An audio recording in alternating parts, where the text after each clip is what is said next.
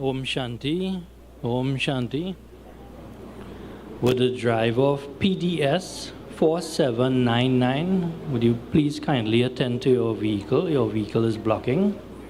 PDS 4799. Thank you.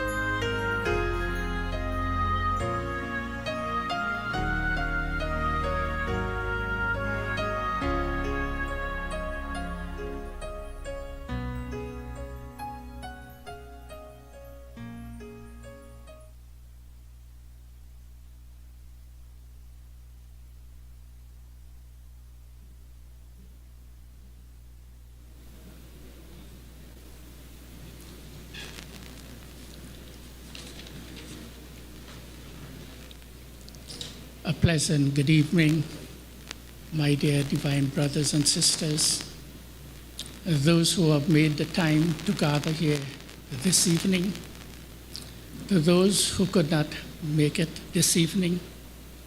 Many would like to be here, but for several reasons. It's the middle of the week. It's a working day. Some places there are traffic. Some places there is rain. There are so many reasons. Many persons wanted to be here from the government, the Honorable Prime Minister, amongst others. We know Parliament went until 1:30 yesterday morning, and those who are following the financial appropriation bill, what's happening today's Senate, a couple of senators had confirmed they are going to be here up to 4 o'clock. They are still in Senate. So like this, by the time we leave here, every chair that you see that looked vacant had confirmation. So I'm sure that before we leave here, these chairs are all going to be occupied. But to those of you who have made it at this point in time, I want to say a hearty welcome to you. And I was thinking, how can I welcome you? And I want to ask each one of you to give yourself a round of applause.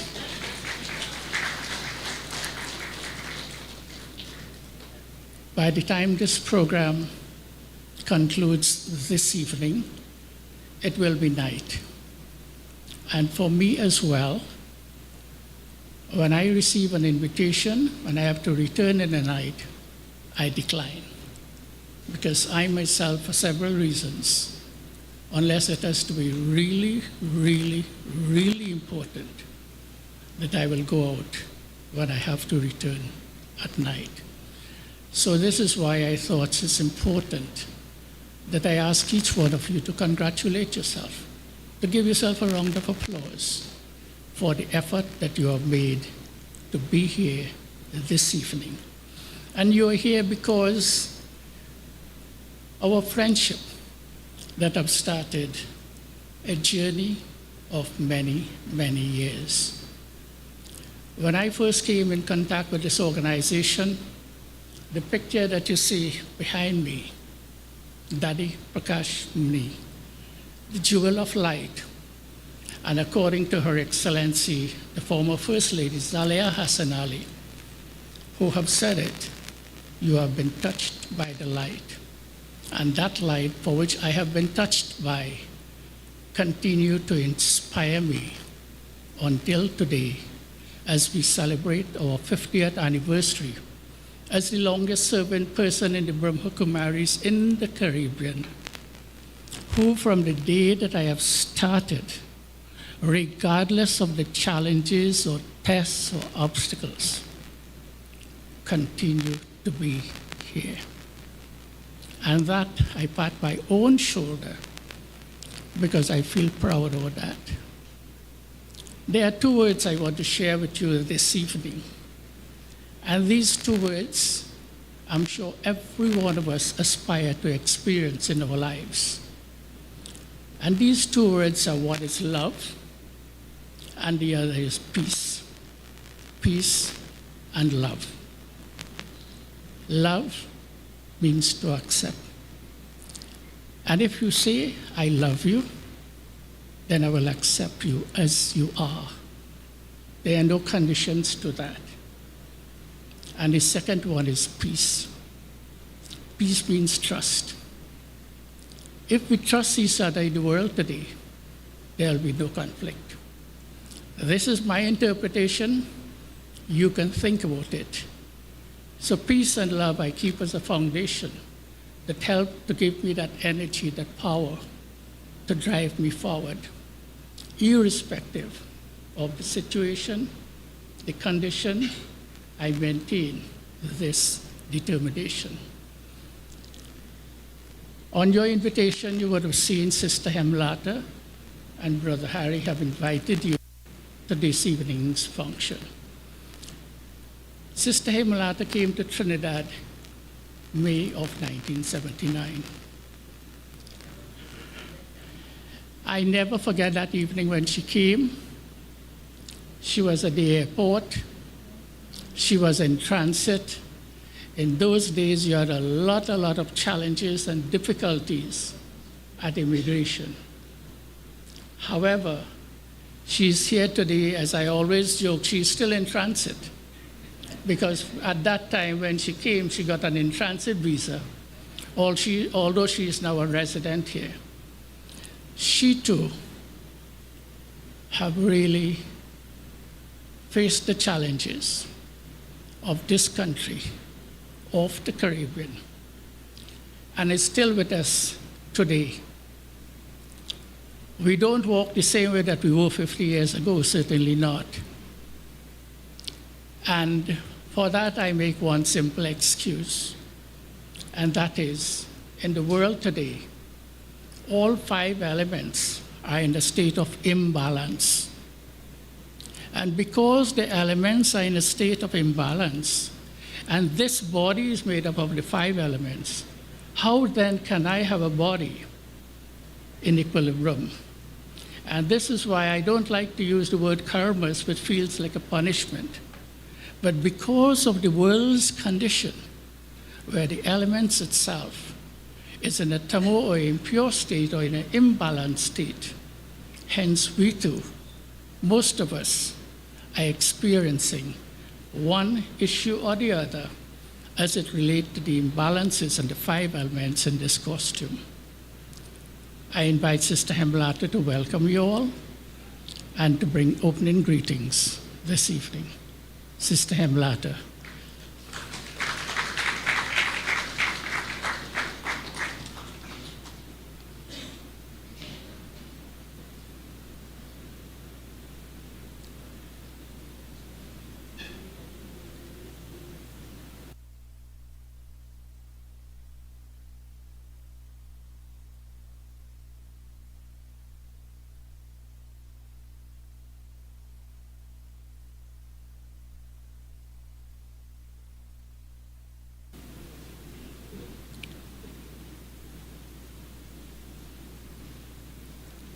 Om Shanti.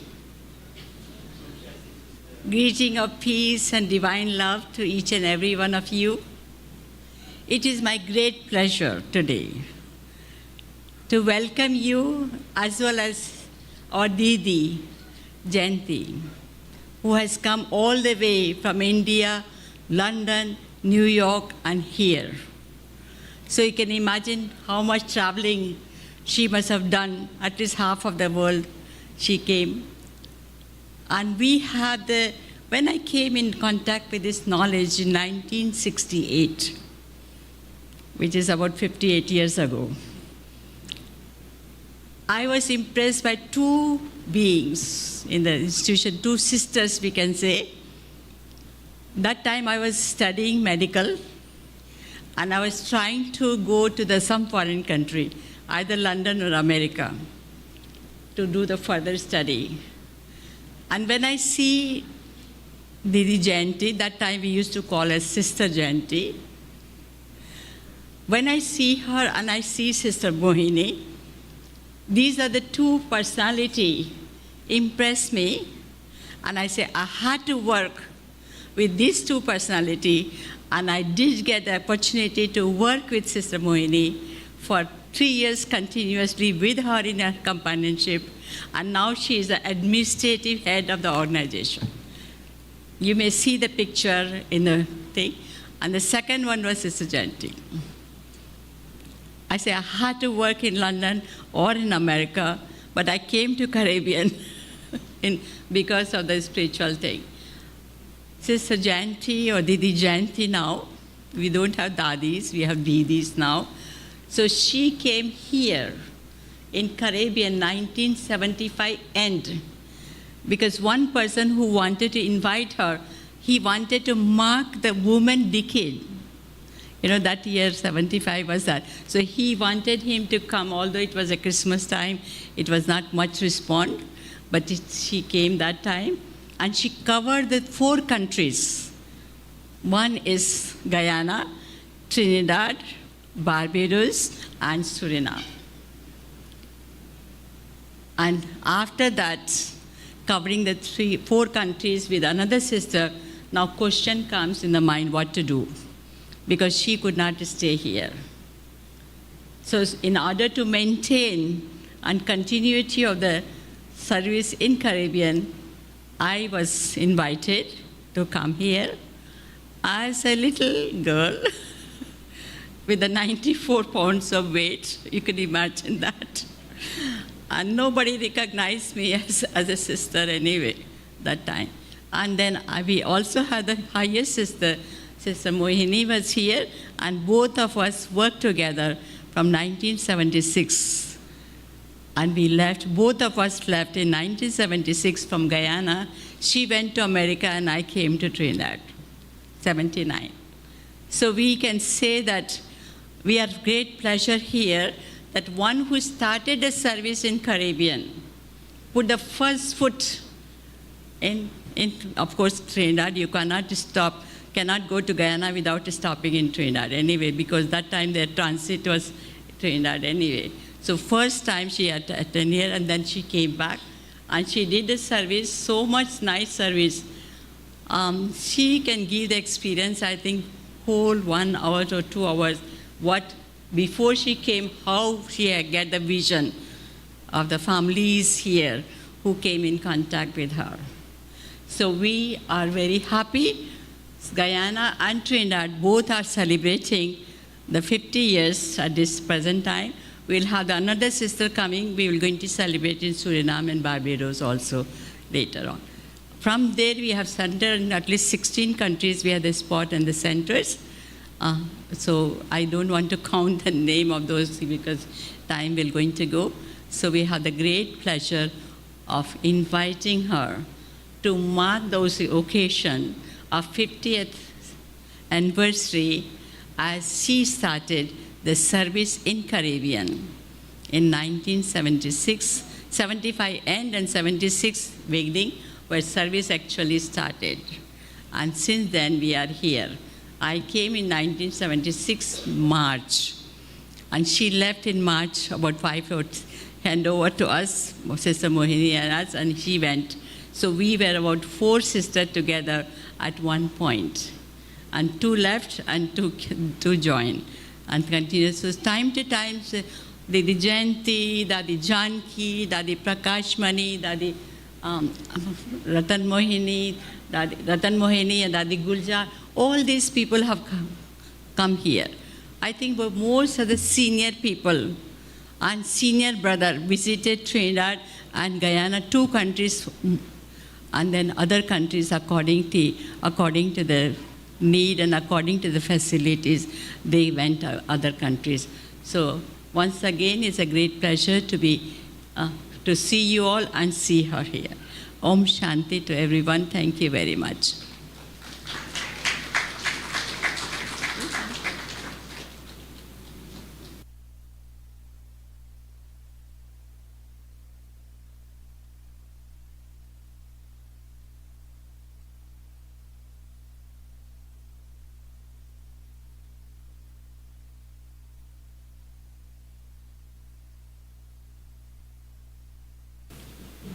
Thank you very much, Sister Hemlata.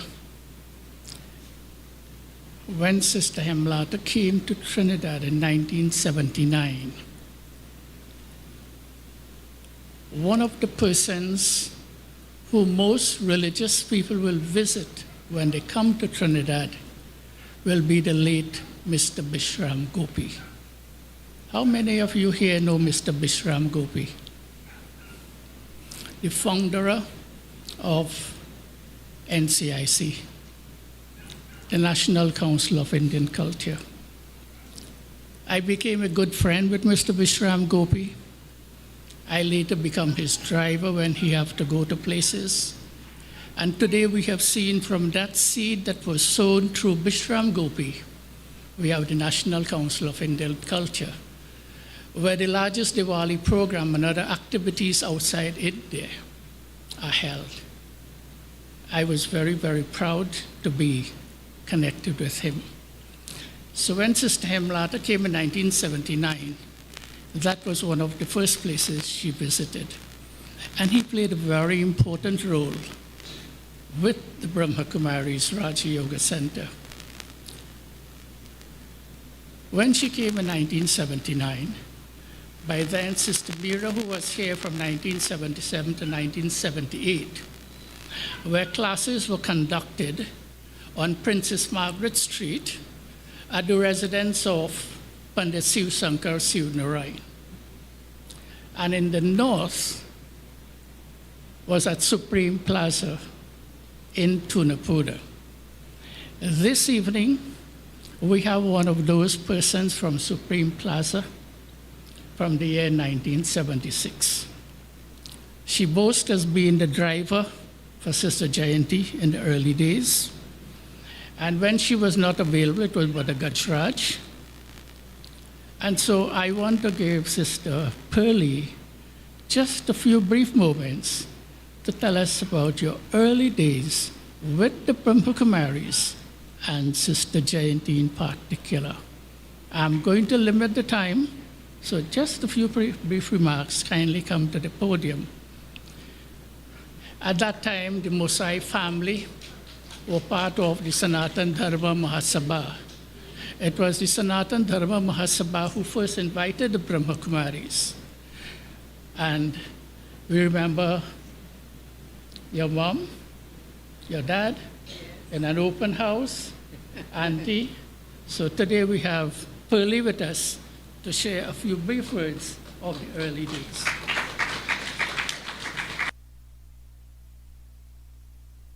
Shanti, everyone. I would love to say it's in my heart, in our home, everything of the Brahma Kumaris. Because when they came to Trinidad, in those days you had to have once you were here for to do, to have an open house once you wanted to be like a priest or a pandit or a nun or whatever, you had to have a yes. And what happened is, when I went to pick up Sister Jayanti and Sister Lata at the airport, they were not allowed to come in. They were like prisoners. They had to get a room to stay in. And I was the one to make all the contacts, to get into Port of Spain, to go into the immigration office and to make this one and to go to the Mahasabha. And being who I am, I got through. And by 3 o'clock, a whole day, and they had to be in the room, and then they were not eating whatever. So they had to make sure and do whatever they had to do. And every minute, I am on the phone. Did you all get through? Dada, which was my uncle, and Papa, did you all go down and meet the minister? And I had them busy all the time. And we were just laughing, Sister Jayanti and Sister Lata and I, because we were all young together. And it was really, really a pleasure for what we did. They came into Trinidad as our family, because my mother was their mommy, and my father was their papa, and the uncle, and we were brothers and sisters. And I was their official driver. On a morning, by 6 o'clock, I am there. And I will sit with them and say prayers and everything. And then I say, where are we heading to? And a sister will tell you, I was a very good driver. I never got a ticket.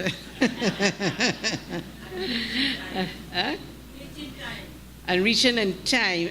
I'm with them until 10, 11 in the night, and at 6 in the morning I'm there. But I enjoyed every minute of it. And if I have to do it all over again, well, now the knees and all of that getting old, so I might not be able to do it. But I was offered the same thing when I went to Mount Abu. I had an official driver. Daddy G made sure that I was taken everywhere, and it was the same thing. But I must say, I enjoyed doing what I did. Being the eldest of my father's children, I was the only girl for a long time. All the boys came and then the girls came in the end. So, this is, in my type, in meeting with people and so, I really enjoyed every minute of it. And Sister Jayanti and Sister Lata would sit down and talk and laugh, and then they would say their prayers at 6 o'clock in the morning. But they made their breakfast before. So I will drive, and they will eat in the back seat. And I love every minute of what I did for you all, Sister. Sister Himlata will tell you I did the same thing with her. She will boast about my driving still. Okay, I'm sorry to stay. I overstayed my time. But anyway, I wanted to let you all know my love for the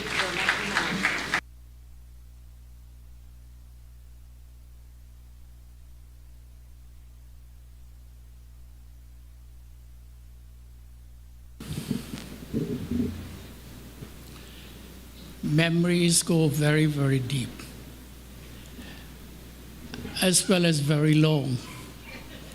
So if we don't have to keep driving, we will drive very, very far. But I never forget going into that home, Mommy, Dada. It wasn't like a Raj Yoga Center, it was a family. And when I speak about it, their faces just as if I'm seeing them in front of me. So these are persons who have made their sacrifices of giving a part of their home to strangers, because Sister Jayanti and Sister Meera, Sister Mohini, and so, they were strangers to this part of the world. And to open your home and open your hearts to strangers.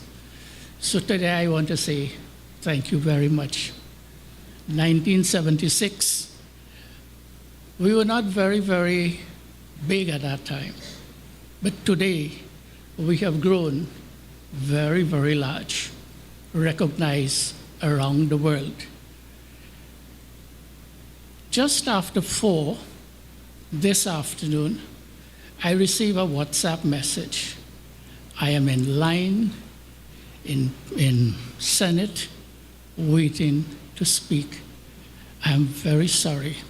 I may not be able to attend your function. Honorable Minister of Education, Member of Parliament for San Fernando West, which is this area, Senator Dowlett, Member of Parliament, it gives me great pleasure not only to welcome you, but I want you to welcome all these people into your constituency, as well as we have this great pleasure to have our respected Sister Jayanti, someone who have grown up as a little child with the founder father, Prajapita Brahma, and today as the assistant head.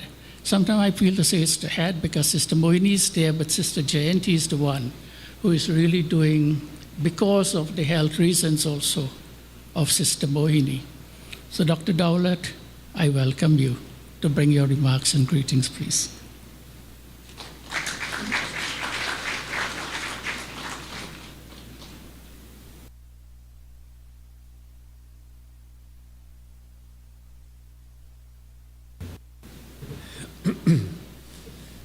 Good evening, everyone.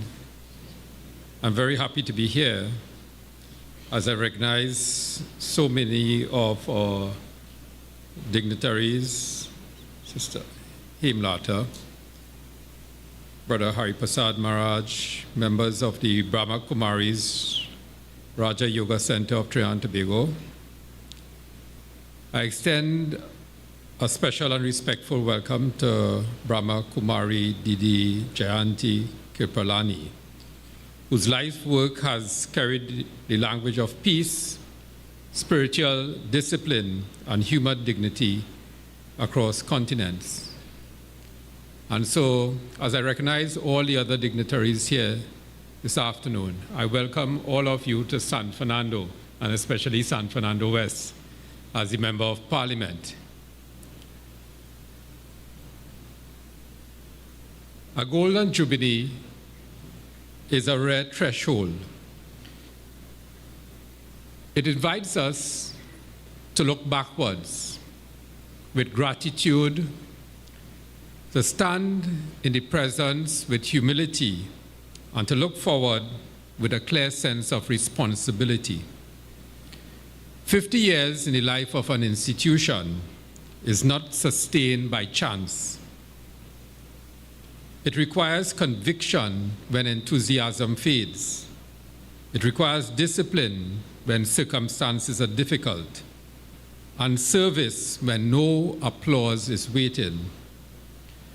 For the Brahma Kumaris in Trinidad and Tobago and the wider Caribbean, this anniversary is therefore not merely a commemoration of time.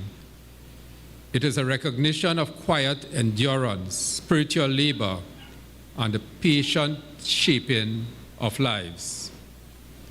The history of Brahma Kumaris is itself a lesson in the power of inner conviction.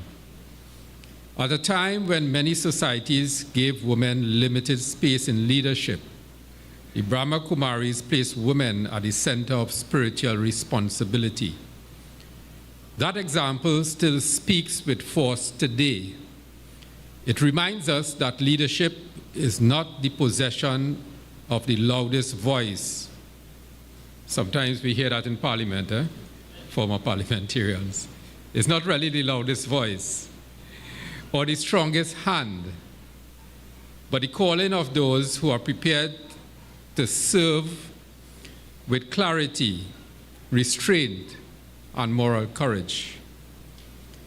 Here in the Caribbean, that story has particular meaning. Our region understands the difficulty and beauty of building unity out of diversity. We are a people formed by many inheritances, many wounds, many journeys, many languages of faith and culture. Yet, from that complexity, we have also produced resilience. Yet, we have produced persons with creativity who have a deep instinct for community. The Brahma Kumaris have contributed to that Caribbean inheritance by offering spaces for meditation, self-reflection, value-based living, and spiritual education. In doing so, you have helped many persons find steadiness in an age that often rewards haste more than wisdom. As the Minister of Education, I'm especially conscious that the work being celebrated tonight touches the very heart of national development. Education is sometimes spoken of too narrowly, as though its highest purpose is examination success alone. Yes, examinations are important, and certification matters, but skills are necessary for work, innovation, and national competitiveness. But education that produces competence without conscience is incomplete. A country cannot rely on literacy alone if it neglects character.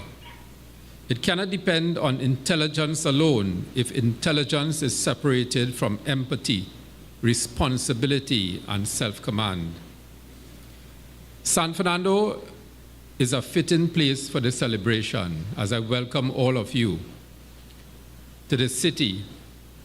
This city has always carried a distinctive civic and cultural spirit.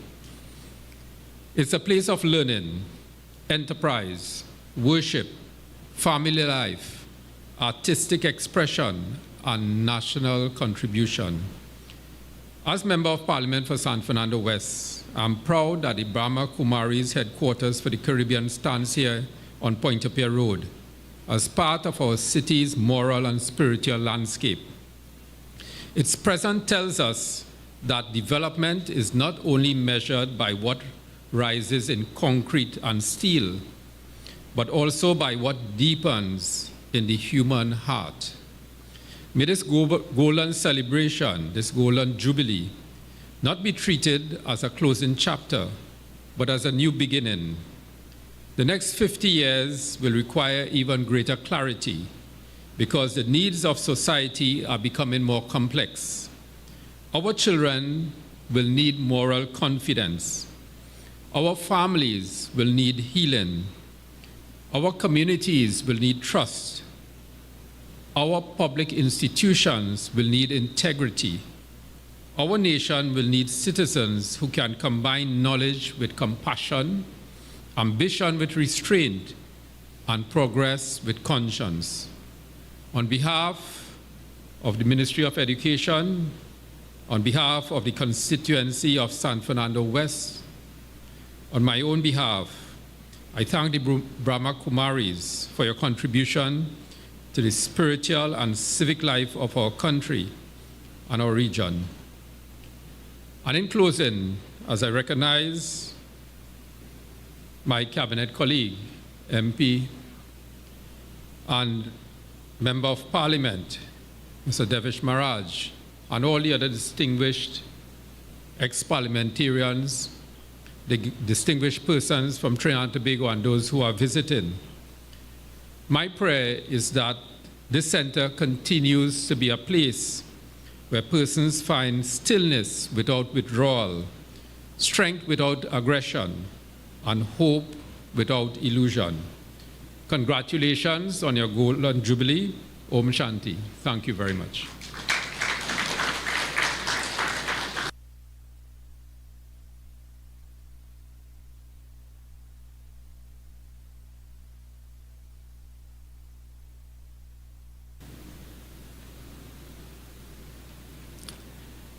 Thank you very much, Honorable Minister. I want to share with you two short pieces of history. You yourself, I hope I'm not mistaken, is a Presbyterian. The Presbyterian Church started in this building in 1860. Lisa is here from National Trust. This building to the front here, known as Colombo House, was built in 1860 by one Dr. Kilat. His father was from Sri Lanka. His mother was German. He studied medicine in London, but came to Trinidad and built this building. And hence the name Colombo House from Sri Lanka. And from here, we moved to Carib Street. And then the first official Presbyterian church in the country is in Irie Village, which is my hometown. So that's the part of history. The other part is the work that I want to call upon you as minister. In 1997, at that time I was president of the IRO, from 97 to 2000, then 2012 to 2017. In 1998, I hosted, as president of the IRO, a conference on values education. The Honorable Prime Minister Basdev Pandey initiated and in part funded through the government that particular conference. This conference, excuse me, Your Excellency, welcome.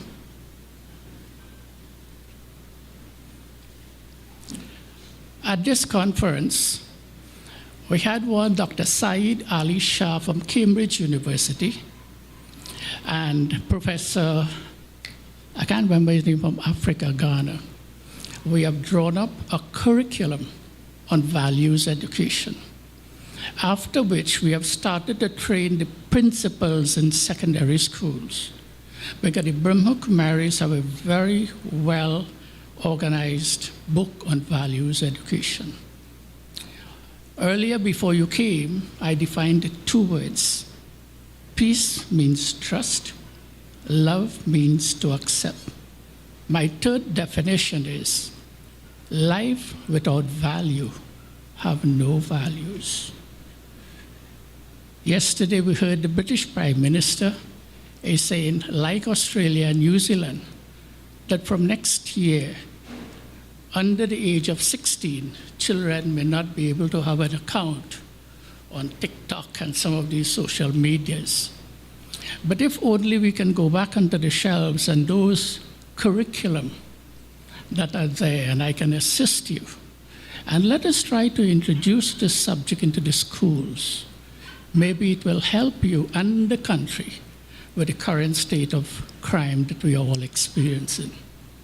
We offer you this help once you are ready. Thank you very much. Sample and example in Trinidad and Tobago. The best president in our history in Trinidad and Tobago, His Excellency Noor Hassan Ali, and Her Excellency Zaleha Hassan Ali. I call them mom and dad after my parents had passed on, because they have played that role in my life. In the documentary that we did, I shared the experience as a nationwide GP for the past 26 years. The one who inspired me was President Noor Hassan Ali, the mic. Today, we have the blessing of Zaleha Hassan Ali. Just last month, she celebrated 95 golden years.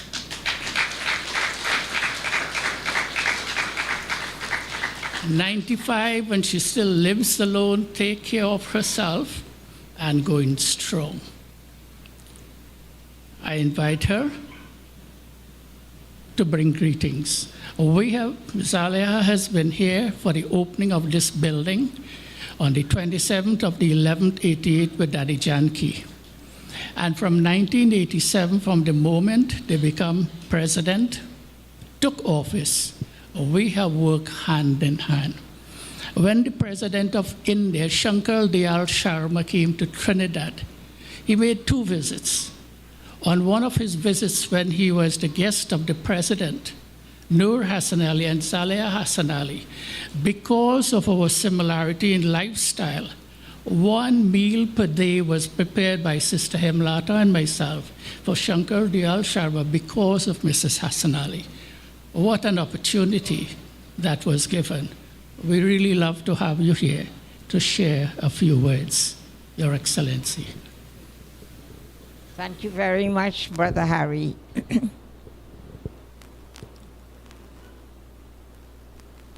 I bring you greetings, especially I salute Dr. Jayanti, Dr. Hemlata, the Minister of Education, whom I knew as principal of Naprima College, other members of Parliament, other dignitaries, and of course, Sister Pearlie. We have to recognize Sister Pearlie as one of the early members of the Brahma Kumaris in Trinidad and Tobago. I'm sure that there are many people here today who are celebrating 50 years as we are celebrating 50 years. I'm sure that there are many more. So congratulations to all of you. I bring you greetings, and I'm so happy to see so many of you here today celebrating 50 years of the Brahma Kumaris in Trinidad and Tobago and the Caribbean. And we owe a lot of this to Dr. Hemlata. She's the one who has brought all these wonderful virtues to us. She brought all these wonderful lessons to us. She taught us so much all over Trinidad and all over the Caribbean. So we are very grateful to Dr. Hemlata and her team, her whole team of members who work all over Trinidad at the different centers. And I think that Dr. Jayanti has visited some of the centers already and will visit a few more before she leaves. I first met Dr. Jayanti in Oxford. My daughter Amina and her family live in Oxford, and she lives quite near to the center in Oxford.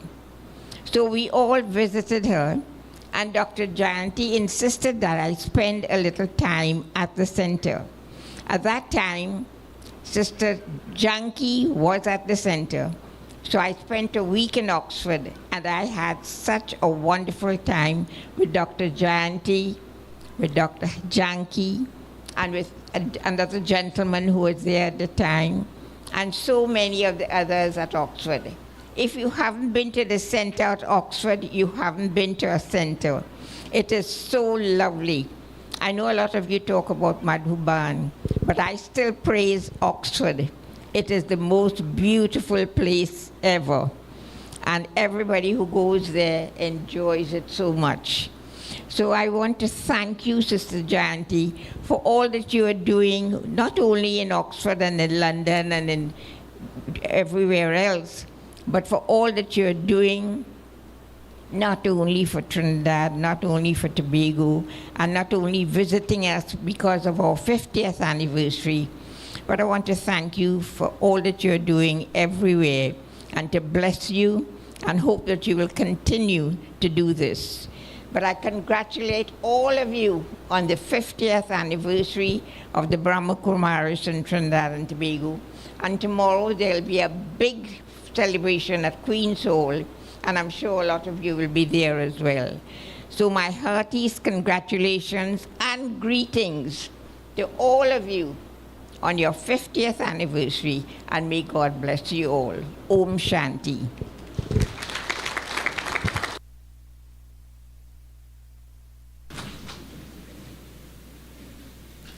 Thank you very much, Your Excellency. Hope that you crossed the 100. I think John Barrett is making the 100 this year, or he crossed it already. Good friends all together.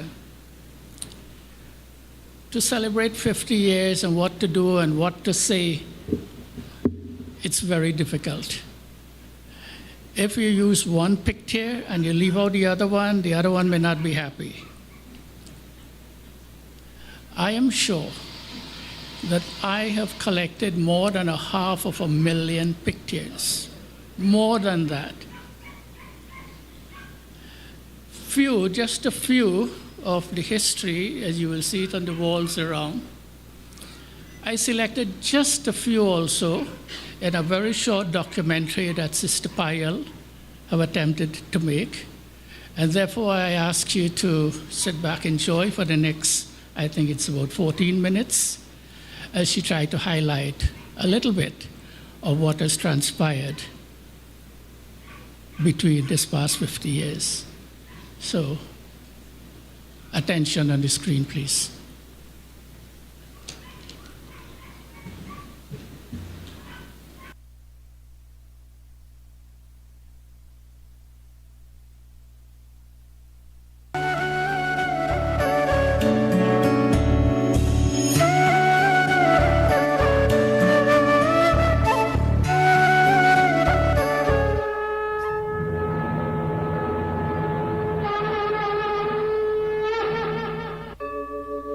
यदा यदा हि धर्मस्य ग्लानिर्भवति Bharat. In 1936, in Sindh, Pakistan, God the Supreme gave divine inspirations to Dada Lekhraj, and the seed of the Om Mandali group was planted.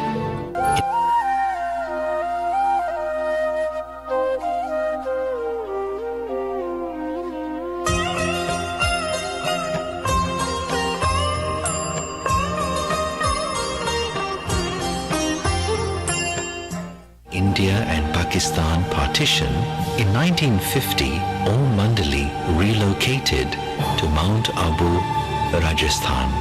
And its 9,000 branches in 133 countries have taken the form of a vast tree. Pandav Bhavan at Mount Abu, India, is the international headquarters of the organization. In the year 1981, the university received recognition as a non-governmental organization at the United Nations.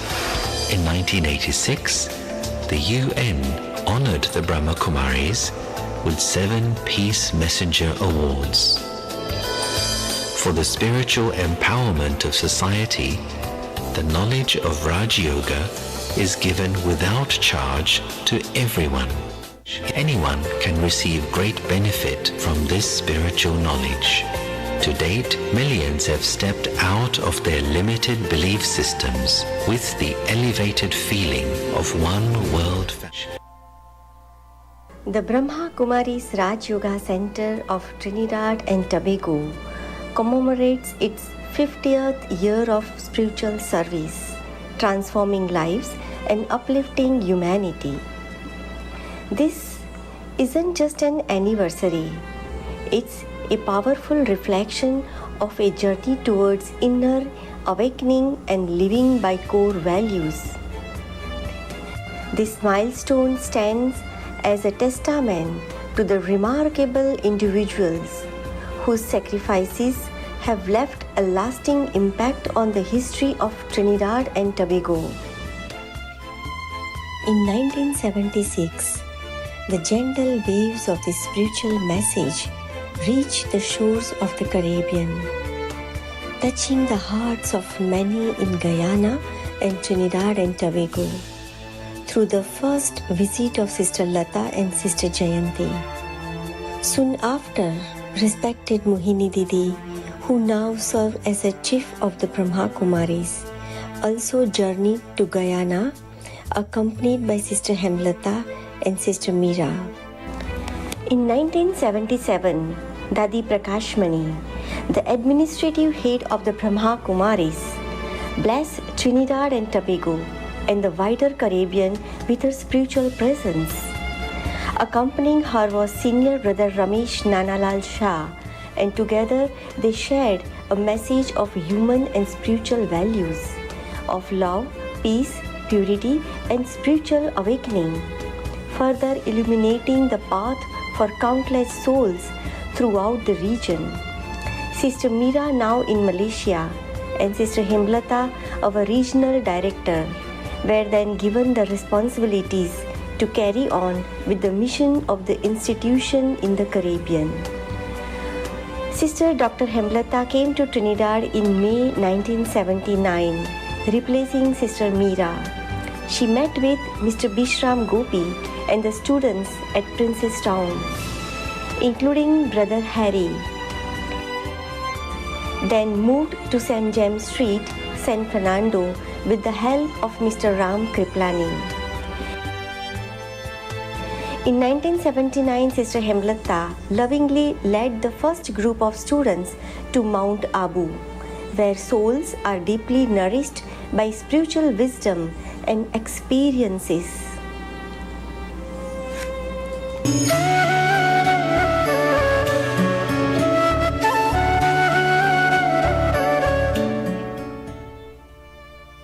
With sacrifice, patience, tireless effort, faith, dedication, and spiritual vision, centers were gradually established in San Fernando, St. Augustine, Chaguanas, Port of Spain, and other parts of the country.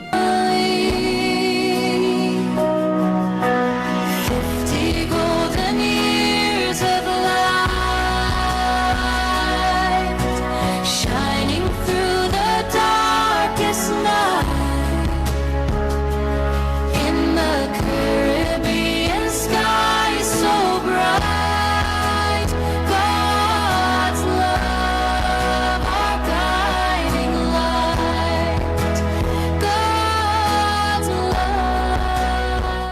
On March 6, 1988, we were relocated to its present address on Pointe-a-Pierre Road in San Fernando. In November the same year, Dadi Janki joined the Divine Family along with Her Excellency, the First Lady Mrs. Zaliar Hassan Ali, to inaugurate the headquarters for the Caribbean region in San Fernando, Trinidad. Trinidad and Tobago is blessed by the continuous visits of most of our senior sisters and brothers from Mount Abu. Each visit carried profound insights, elevated teachings, and inspiring experiences. gently strengthening the foundation and spirit of growing spiritual family. Together we can break the chain. No walls between us, just open skies. Hand in hand, let hope arise. Together we shine like the stars above, spreading the light of peace and love. Voices united, hearts in rhyme. Together we shine, together in time. Colors may differ, but hearts the same. Harmony's the song we'll proclaim. Through every trial, through every storm. Together we'll keep the world warm. No hate, no fear, no turning back. We'll paint the world on love's bright track. Together we shine like the stars above, spreading the light of peace and love. Voices united, hearts in rhyme. Together we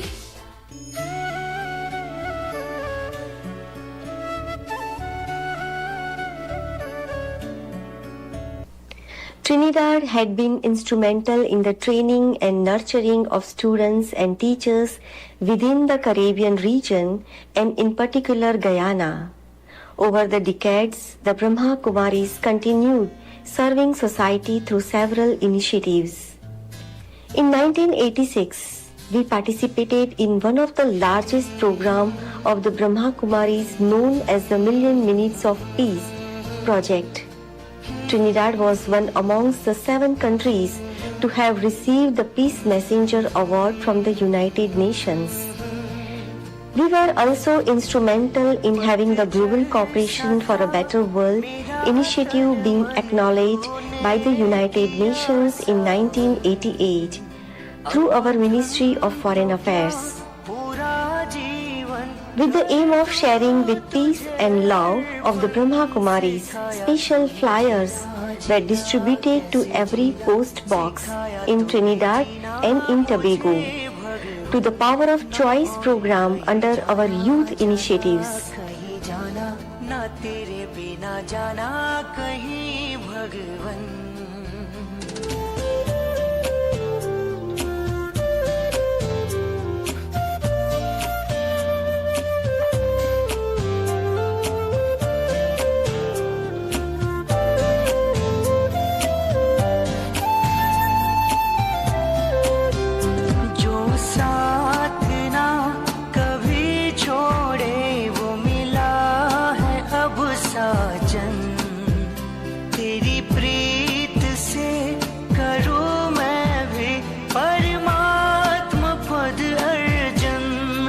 अब तुझे माना माना तुझे माना है अब तुझे माना मेरा प्रीतम ना और कहीं जाना जाना कहीं जाना ना तेरे बिना जाना कहीं भगवन.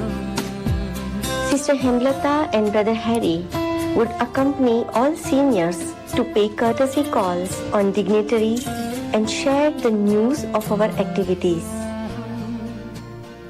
In return, we would invite these guests to our center and arrange seminars, classes in meditation, stress-free living and management, etc.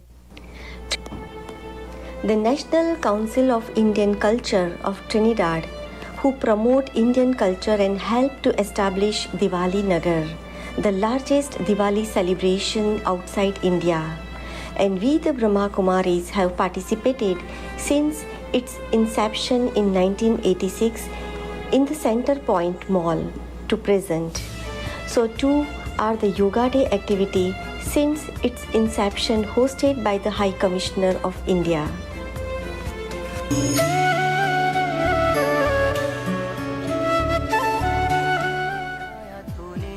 The Caribbean is known for its vibrant spirit, resilience, and unity.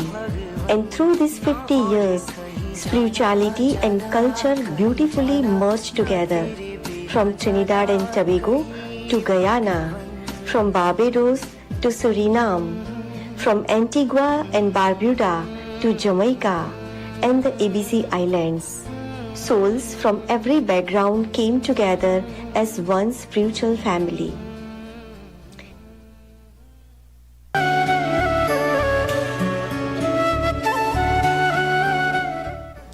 In 1989, we were incorporated by an Act of Parliament. Around that same time, we also became a member of the Interreligious Organization. Brother Harry has served as president of the IRO for 8 years, as secretary, and overall for 30 years as the Brahma Kumaris representative. During this time, he initiated several events such as peace walks, day of prayer, conferences, award functions, etc.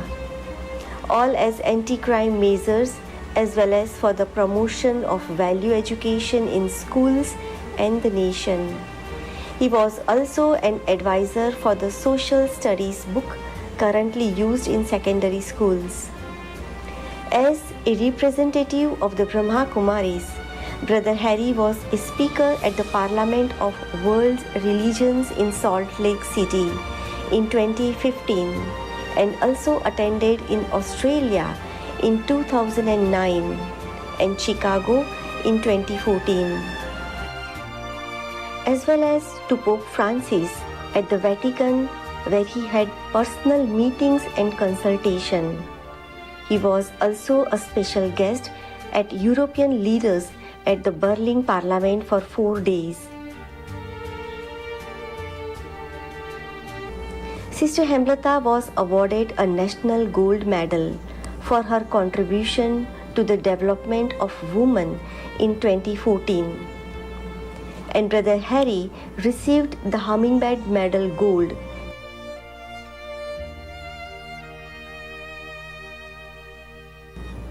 Sister K. Narayan Singh also received the Hummingbird Medal Silver for services rendered in the prison.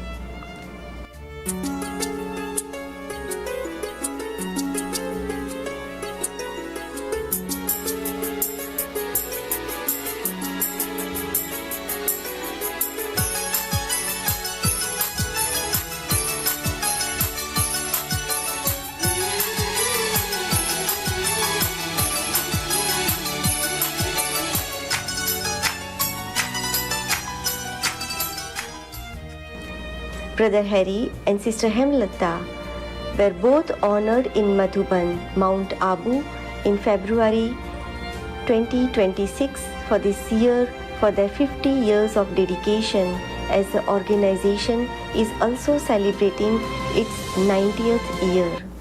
Guide us through the light and dark. Show us the path, Mother. बरकतें बेशुमार है, खुश है जमात। Jubilee मुबारक मोरा, jubilee मुबारक, jubilee मुबारक मोरा। Today,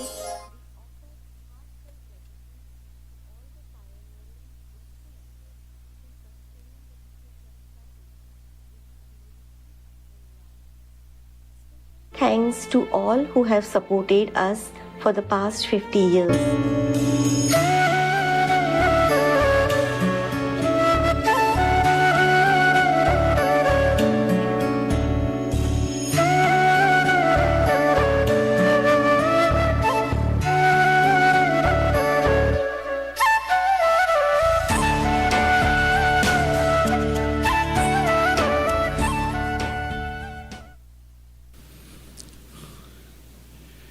Thank you very much, Sister Payal, for trying to put a part of the history of 50 years in approximately 14 minutes. It's virtually impossible. As she speaks over that and few things that were mentioned in the documentary, And it just crossed my mind while sitting here, and I thought it's something I should share with you. Apart from receiving the Hummingbird Medal, like Sister Himlata did, in this country, apart from 1937, which will be observed on the 19th in the next couple of days, Labor Day, Butler Riot, the next major uprising in this country was when? Leela? 1970. And after 1970, something that could have really affected, and it did, affected the democratic process of Trinidad and Tobago took place when? On the 1st of December, 1999, until the 2nd of February, 2000, when a prime minister and a president would not meet with each other, as is according to the Constitution, they're supposed to meet every week. That situation, as I said, from the 1st of December until the 2nd of February 2000. As president of the IRO, several people approached me. One of them is the Honorable Minister Chandresh Sharma. Brother, do something. Democracy is falling apart. Together with Mr. Pandey, who was the Prime Minister. I consulted members of the IRA. They said, no, we are not to get involved in that.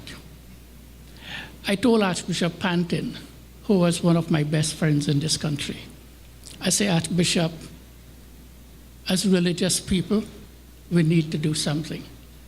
He said, whatever you do, I will follow you. I contacted President Robinson. I need to see you. We met him. We had consultations with him. And the next day, we met with Prime Minister Basdev Pandey. All IRO members sitting around me, Archbishop Pantin, Clive Abdullah, the real top nut at that time, we had real people, excuse my term. And I had to now negotiate. And those of you, I remember when Sister Moini came, she met with President Arthur Robinson. And what was her remark after that meeting was one of the most clever persons she have ever met. President Arthur Robinson, as you know, is the brainchild behind the International Criminal Court. On the 1st of February, when I met with him and Mr. Pandey, I have, whatever I'm telling you, I have the letters until now. He said, brother, whatever you ask of me to do, I will do it. And on the 2nd of February, he put his signature on the president's letterhead. We brought the country back to a sitting democracy. Members of the IRO then said to me, we have seen what yoga can do. That was one instant. 2014, when in Enterprise we had 10, 12 murders and so on. Sergeant Bidesi died last week. Sergeant Bidesi said, Brother Harry, we need help. We went to the Mahasabha.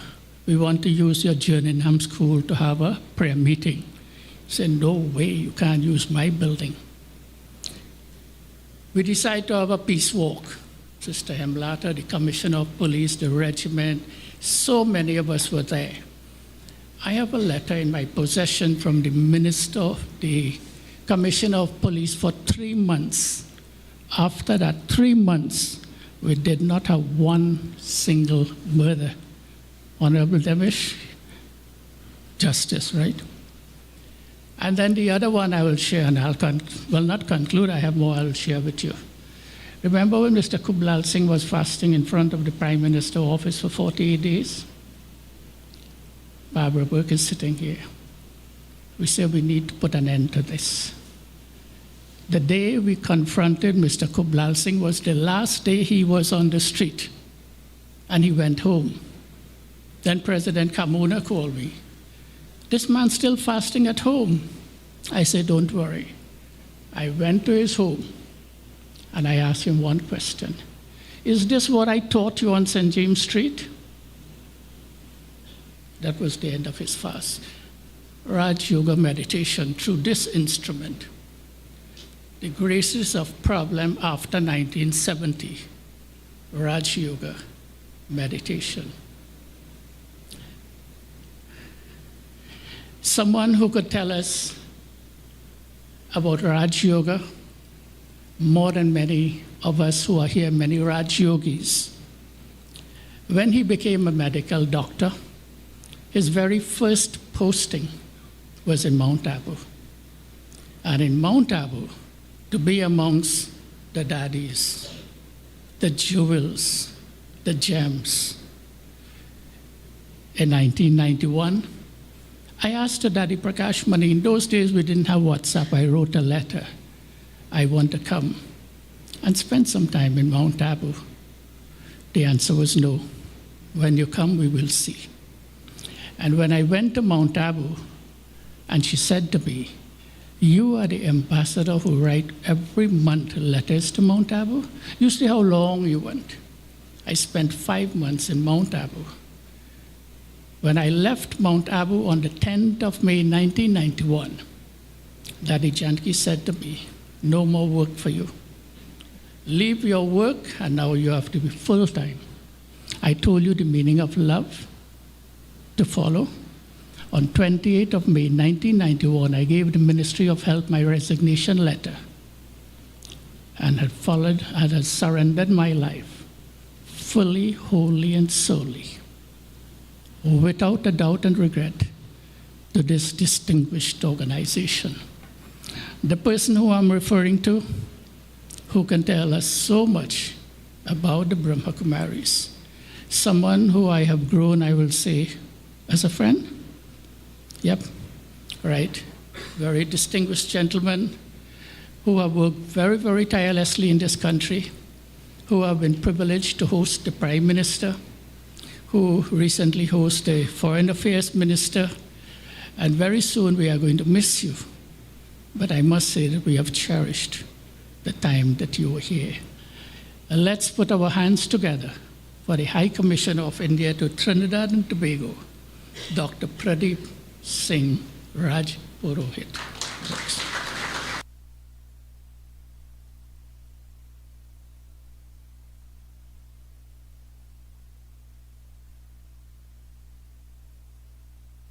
Thank you, Brother Hari Maharaj, for your kind words. Sister Hemlata ji, spiritual head of the Brahma Kumaris Raj Yoga Center in Trinidad and Tobago and in the region. Sister Jayanti Kriplani ji, former First Lady Mrs.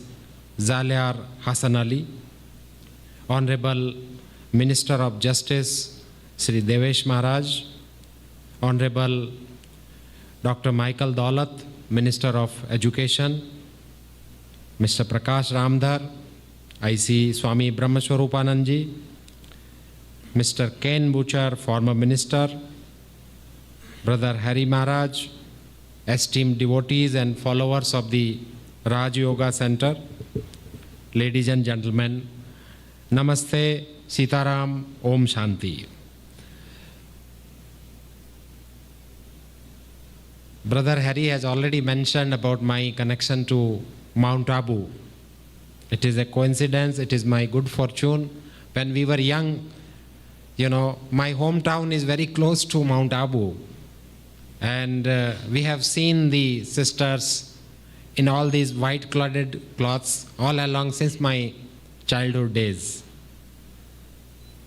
Before joining the diplomatic service, and I told earlier in other occasions that my very first posting as a medical doctor was in Mount Abu, in the government hospital. And I spent some time there, and I have fond memories of that time. Last year when I was in Bharat, I visited Mount Abu once again, and I had gone around your international headquarters there. I extend on this occasion heartiest congratulations to the team of Brahma Kumaris Raj Yoga Center for achieving this milestone of 50 years of the spiritual services in Trinidad and Tobago. The diaspora and the community of Trinidad and Tobago and the region are lucky to have you all here so far away from Bharat for all these activities and noble humanitarian services. Their efforts have played an important role in maintaining the Indian way of life and our traditions and spirituality among the society. The Golden Jubilee is not merely a milestone measured in time. It is a celebration of resilience, dedication, and unwavering service to the humanity. When this journey began, it started with a powerful vision that lasting peace can only be achieved when we find peace within ourselves. For half a century, the Brahma Kumaris have stood as a beacon of light, guiding countless souls on a profound journey of self-realization, inner peace, and divine connection. Through the practice of Raj Yoga meditation, the Brahma Kumaris have taught the communities that the root of all harmony lies in recognizing our true identity as peaceful souls. You have transformed complex spiritual wisdom into practical daily tools touching the lives of people from all walks of life. Over the years, this organization has been far more than a place of worship. It has been a school for the soul. The teachings have empowered individuals to overcome anger, fear, and ego, replacing them with love, compassion, and forgiveness. By fostering the values like unity and selfless service, the Brahma Kumaris have strengthened the moral fabric of our society. The impact of this organization in Trinidad and Tobago, their activities extends far beyond the walls of meditation centers. Your teachings of selflessness, purity, and universal love align perfectly with the rich, harmonious cultural fabric of this country. As we look around, we see the tangible results of your endeavors, from wellness and community outreach programs to transformative initiatives. You have consistently championed the dignity of women and provided that true leadership is rooted in humility and compassion. You have continuously demonstrated that spirituality is not an escape from our responsibilities, but rather a powerful inner resource to face life's challenges with grace. In an age of distraction and stress, when so much chaos going around in the world, the teachings of Brahma Kumaris reminds us to pause, to look inward, to introspect, and connect with the divine source of limitless love and energy. The world today needs the message of Prajapita Brahma more than ever. On behalf of the High Commission of India, I extend my deepest appreciation and commendation to all the teachers, volunteers, and the entire family of Brahma Kumaris for your tireless devotion. I also thank for supporting the activities, events of High Commission from around the year, including the upcoming International Day of Yoga. I sincerely thank Sister Hemlata ji and the team of Raj Yoga Center for making me part of today's commemoration. Let us use this occasion of Golden Jubilee as a stepping stone. Let it be a time when we rededicate ourselves to the principles of truth, purity, and universal brotherhood. May this center continue to radiate the light of knowledge, and may it inspire the coming generations to lead lives of purpose, peace, and spiritual awakening. Bahut dhanyawad. It has been a great company with the Raj Yoga Center for various our activities, events around the year. I have all the appreciation and all the good words, good experience working with them. Thank you, Hemlataji. Thank you, Brother Harry, and everyone around for this occasion and this opportunity. Many, many congratulations. Namaskar.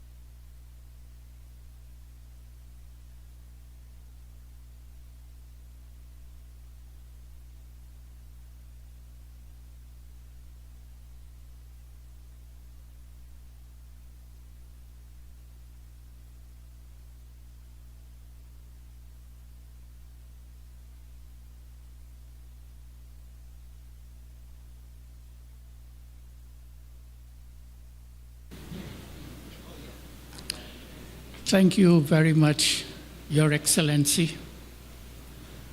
He had indicated that after he speaks, he have other functions, he have to leave. But the company is very strong. So he's going to be here a little bit longer with us.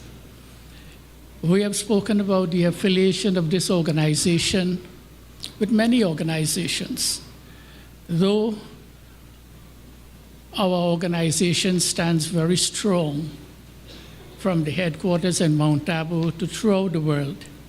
But we also work with all organizations who means well and augurs well for the world. I was mentioning about some of the work that I have done. But being the Brahma Kumaris, being affiliated to the United Nations, there are several projects when we do. It's good to have the approval of such an organization as well. One person, I told him 3 minutes. When Sister Jayanti was coming later, I said, I'll allow you 4.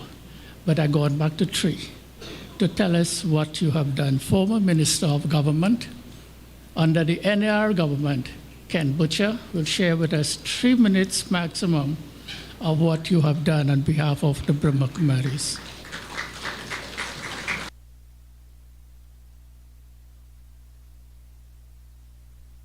Thank you very much, Brother Harry. 3 minutes. I begged him to give me an extra minute and make it 4 minutes because I don't think that I could have said what I did for the Brahma Kumaris based on a directive from Sister Hemlata. I was asked to get the government of the day, the NAR, to sponsor an initiative, Global Cooperation for a Better World, a book that was to be done. And I had to get Trinidad and Tobago to sponsor that through this organization to the United Nations. And I was thinking to myself, this small country, Rajoga in all the big countries and things like this, and they're choosing Trinidad and Tobago. And I'm the one to try and get this done. So I spoke to the then Foreign Affairs Minister, Senator Sahadio Basdeo, and I asked him to do it. And after we chatted for some time, he went into the cabinet and he came back out successful. He said, Ken, you're good to go. So I came back, I shared with Sister Hemlata, everything was nice. So they said, well, you have to go to London and convince them. There was a subcommittee of the Lords that I had to convince that we were worthy of it. So being a young parliamentarian under Carl Hudson Phillips, we had to learn to speak for 45 minutes in the parliament. So I prepared myself to talk for 45 minutes to this Lord and sell my country and the project. The night before, they called me and told me I have 7 minutes because all the speakers in the House, they are only allowed 7 minutes, so I can't get more than 7 minutes. Pressure.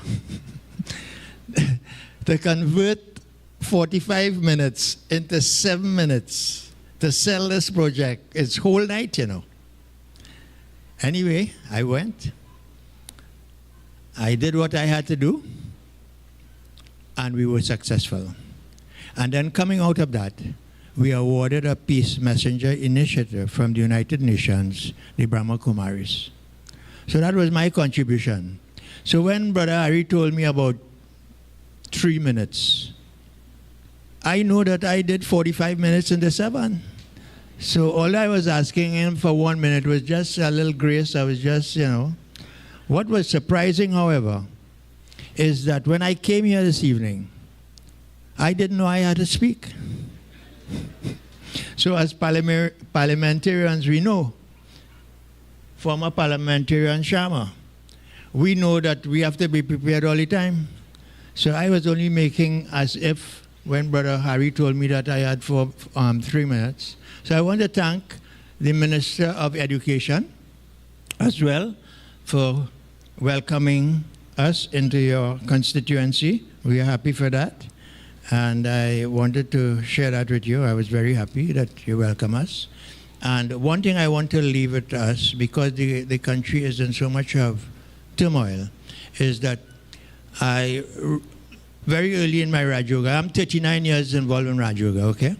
In 1986, we won the government. 1987, I met Sister Yamlata in February. That's Carnival time. And by February, the end of February, I was in Mount Abu. And since then, I practiced Raj Yoga and other types of meditation as well. And there was one yogi, Yogi Yogananda, who said, and it stayed with me, when the student is ready, the teacher will arrive. And those words stayed with me because in 1987, I was ready. I was a student, and the teachers arrived. Thank you very much, Mr. Brother Harry. Is that 3 minutes?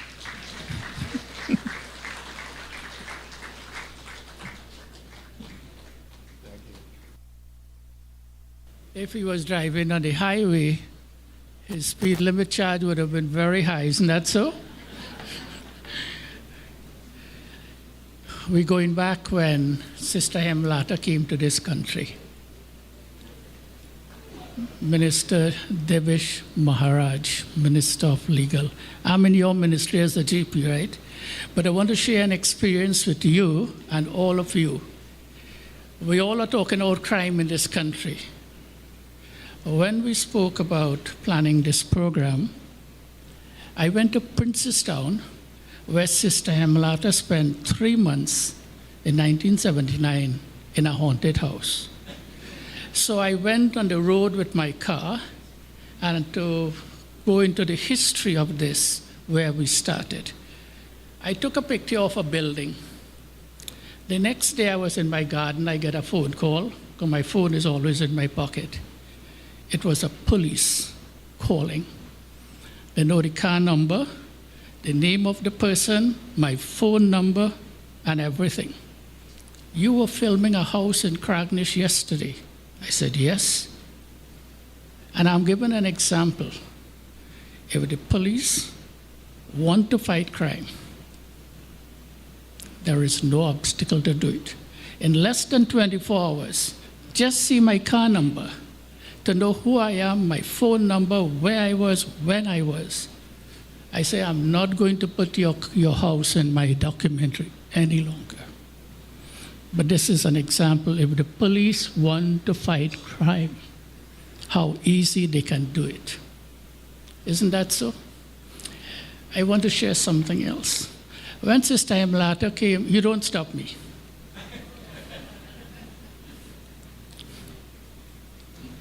When Sister Hemlata came in this country, I was very, very shy person. To get me to stand in front of a mic, it was a real pain. And it was both of us. with a little old Cortina car, PS 1546, Basde Misir car. So she will tell me, you will just say, this is a doctor, she come from India, and she's going to talk to us about meditation, and she's teaching me how to introduce her, because I was scared to go buy a mic. And we were going from place to place, village to village, trying to reach out to people. And then if we get one or two students, then we will ask them when we go, well, it's like a testimony, you know. Well, you could share a little experience like what Ken was sharing or what Pearl was sharing. We want to play two short, maybe 2 to 3 minutes, two short testimony.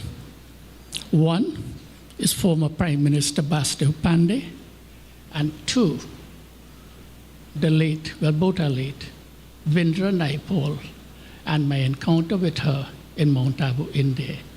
They are very short, not more than 3 minutes. I think one is about 2 minutes, and one is about 3 minutes. To know what Raj Yoga have done for the Prime Minister of Trinidad and Tobago. Please. Without a doubt in my heart that I do not have a single enemy that I can think of. A lot of this work has been because of the Brahma Kumari.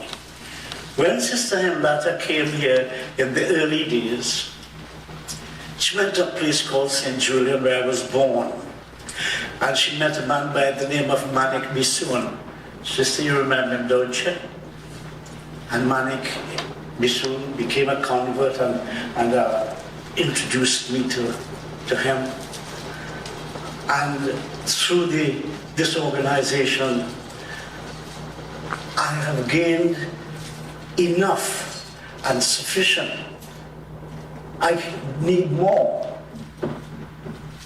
in order to fulfill the purpose of my life. Brahma Kumari, with all my heart, I thank you and the organization to which you belong, the Brahma Kumaris. May Bhagwan shower upon you all the choicest blessings.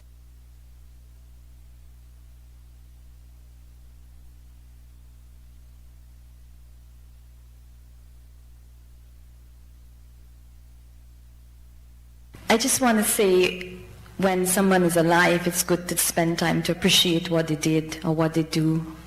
And tonight, Brother Harry, I just want to tell the group today that one thing I learned in my visit recently to Mount Abu is that when women of the world begin to take their rightful place in society and become the spiritual mothers, men begin to honor them.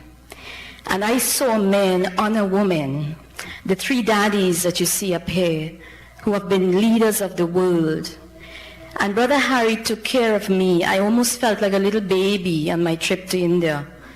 Because you saw how a brother, the meaning of a brother. And I want to take this message to all of Trinidad and Tobago, that if men begin to honor the women folk in this country as rightfully a sister, what a beautiful place this would be.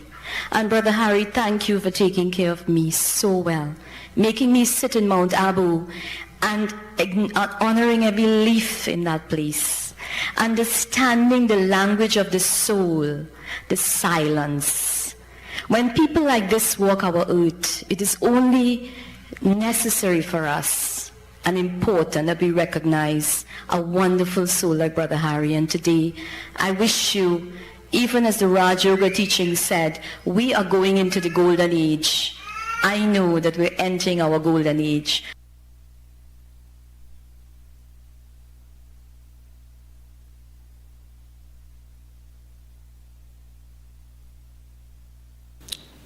Those are 2 of many, many, many people who have come forward, Leela Ramdeen and many others, who came forward out of their own will to share their experiences. I'm not quite sure whether how and when I'm going to use them, but it's tremendous. I asked permission from the Honorable Minister for 3 minutes. Prakash Ramada and Chandresh Sharma, together as ministers, together with Ata and Arabansan and Mr. Pandey. 3 minutes is enough, right?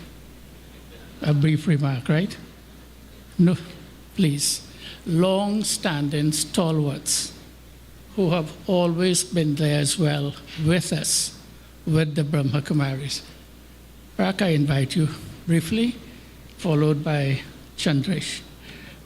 And then we will come to the Honorable Minister.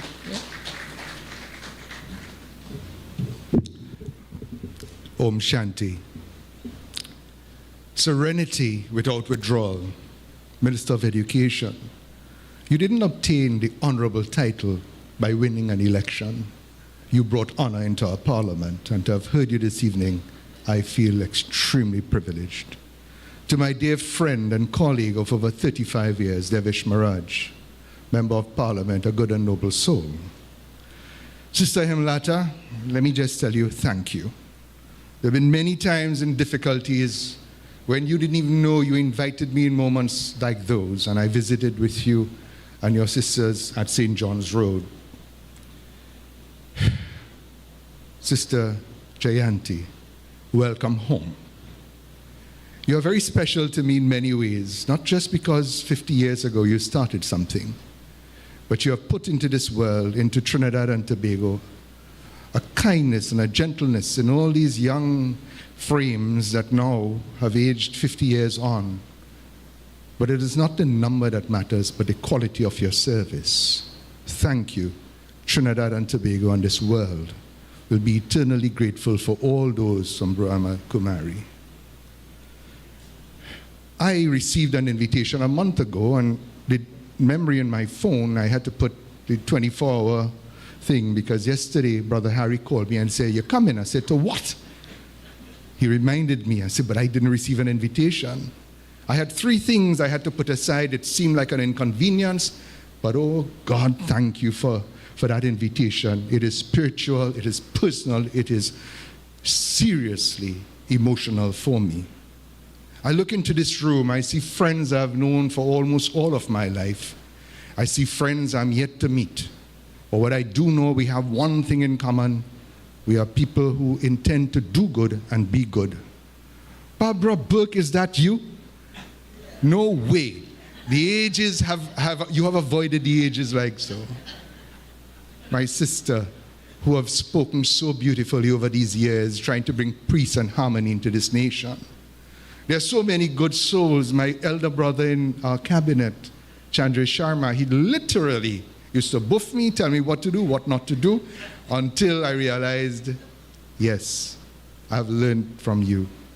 There's so many in this room that I owe so much, but I want to give a special mention to Her Excellency, the First Lady. And why? I was privileged in the class to have your husband, our beloved president, one of the most noble souls that this country has ever seen. And I imagine, I shan't be pessimistic, but optimistic to say, let's hope that someone could even equal him. And there's one little experience I will share with you. I went on a locked car in law school with my keys in it. I didn't know what to do. So there we were, me and a good friend, sticking a piece of wire in to try to pull up the lock. And then you had a Ford Telstar car. You and your husband, he was not then president, but rumors were rank that he was going to be our president. And we all loved him, you know. What a gentle, loving soul he was. And he came over, "What's happening, Prak?" I said, "Well, sir, I locked my keys." He said, "Move aside." And you and he started to try to get that thing open.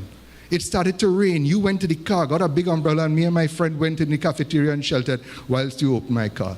That, to me, is something I'll never forget. But not only for that, but the humility of greatness. This man was to be our president. He was my tutor in advocacy of all things. And in this room, there are many other noble souls. And Minister, when you spoke about the unsung heroes, when there's no applause to be expected, this is what I love. This is what I want to see Trinidad and Tobago become more of.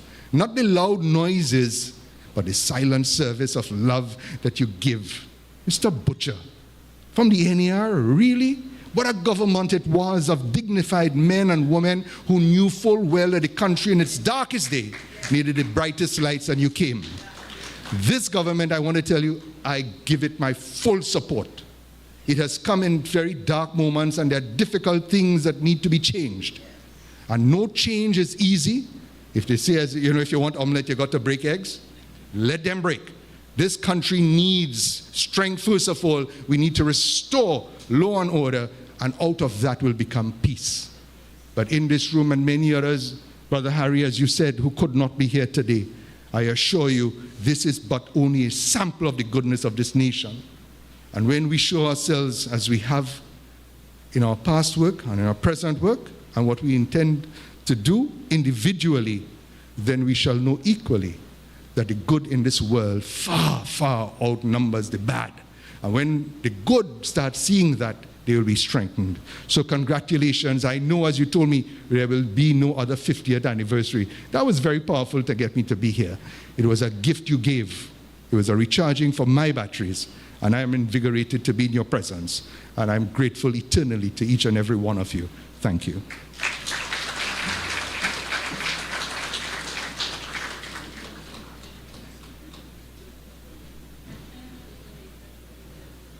I thought Prax would say, instead of breaking egg, let's all become vegetarians. Om Shanti. So I was in a coffee shop in Toronto 2 months ago. I was talking with some people. They belong to Raj Yoga as well. And they were using Trinidad as an example. They kept notes. Sister Himlanta and Brother Hari. You know, they went to Royal Bank. They had no money, and they bought this building. The mortgage was only recently paid off. Is that correct, Brother Hari? 1971?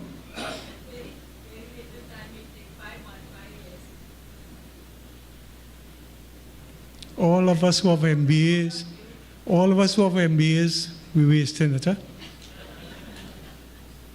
So anyways, I'm 67 and I look like 47 because Raj Yoga teaches you love. And Devish and Michael, love is it. Om Shanti.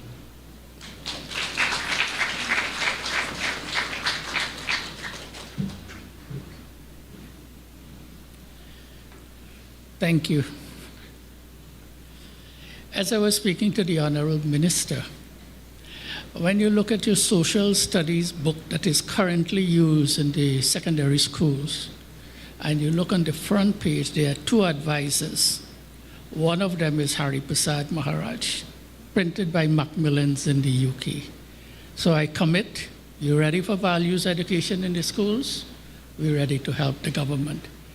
And nobody knows that better than the Honorable Kamla Prasad Bisesa. When Sister Hemlata asked me to plan this program, I WhatsApped the Honorable Prime Minister. I want to meet with you. Within 20 minutes, she sent back a message to me. Yes, I will meet you. She gave a date and she gave a time. Is this okay for you? And there I was in Port of Spain, a very good friend, someone who has supported me during the time that I served publicly in this country, and vice versa. Her ministers of government, a number of them had confirmed to be here this evening, including herself. And she said, only if I really, really can't come, I will send somebody. I get a call from, sisters call him the little boy, Allaha, because Senator Allaha grew up on 48 St. James Street and we were on 46 St. James Street, so we were neighbors. So he always say, you know, I used to jump over the fence to come for mangoes. So Sister Hemlata like to call him the little boy. He's in Senate today. Okay, he also want to come. Other ministers. But I'm sure there is a reason why Honorable Minister have sent the Minister of Justice, the Honorable Devish Maharaj, Member of Parliament. Her commitment of working with religious organizations, she have always said it, put God in front and I will go behind. I work together with her foot to foot, feet to feet. During the 5 years that I spent as president of the IRO from 2012 onwards, every function, she has supported every initiative financially and otherwise. And until today, at the age of, is it 74 she is? She continued to support us, to work hard, to work diligently for this country. And I know it in my heart, if she could have been here, she would have been here. Preparing for Parliament tomorrow, Parliament yesterday, Senate today. I accept her apology, but welcome her representative, the Honorable Devish Maharaj.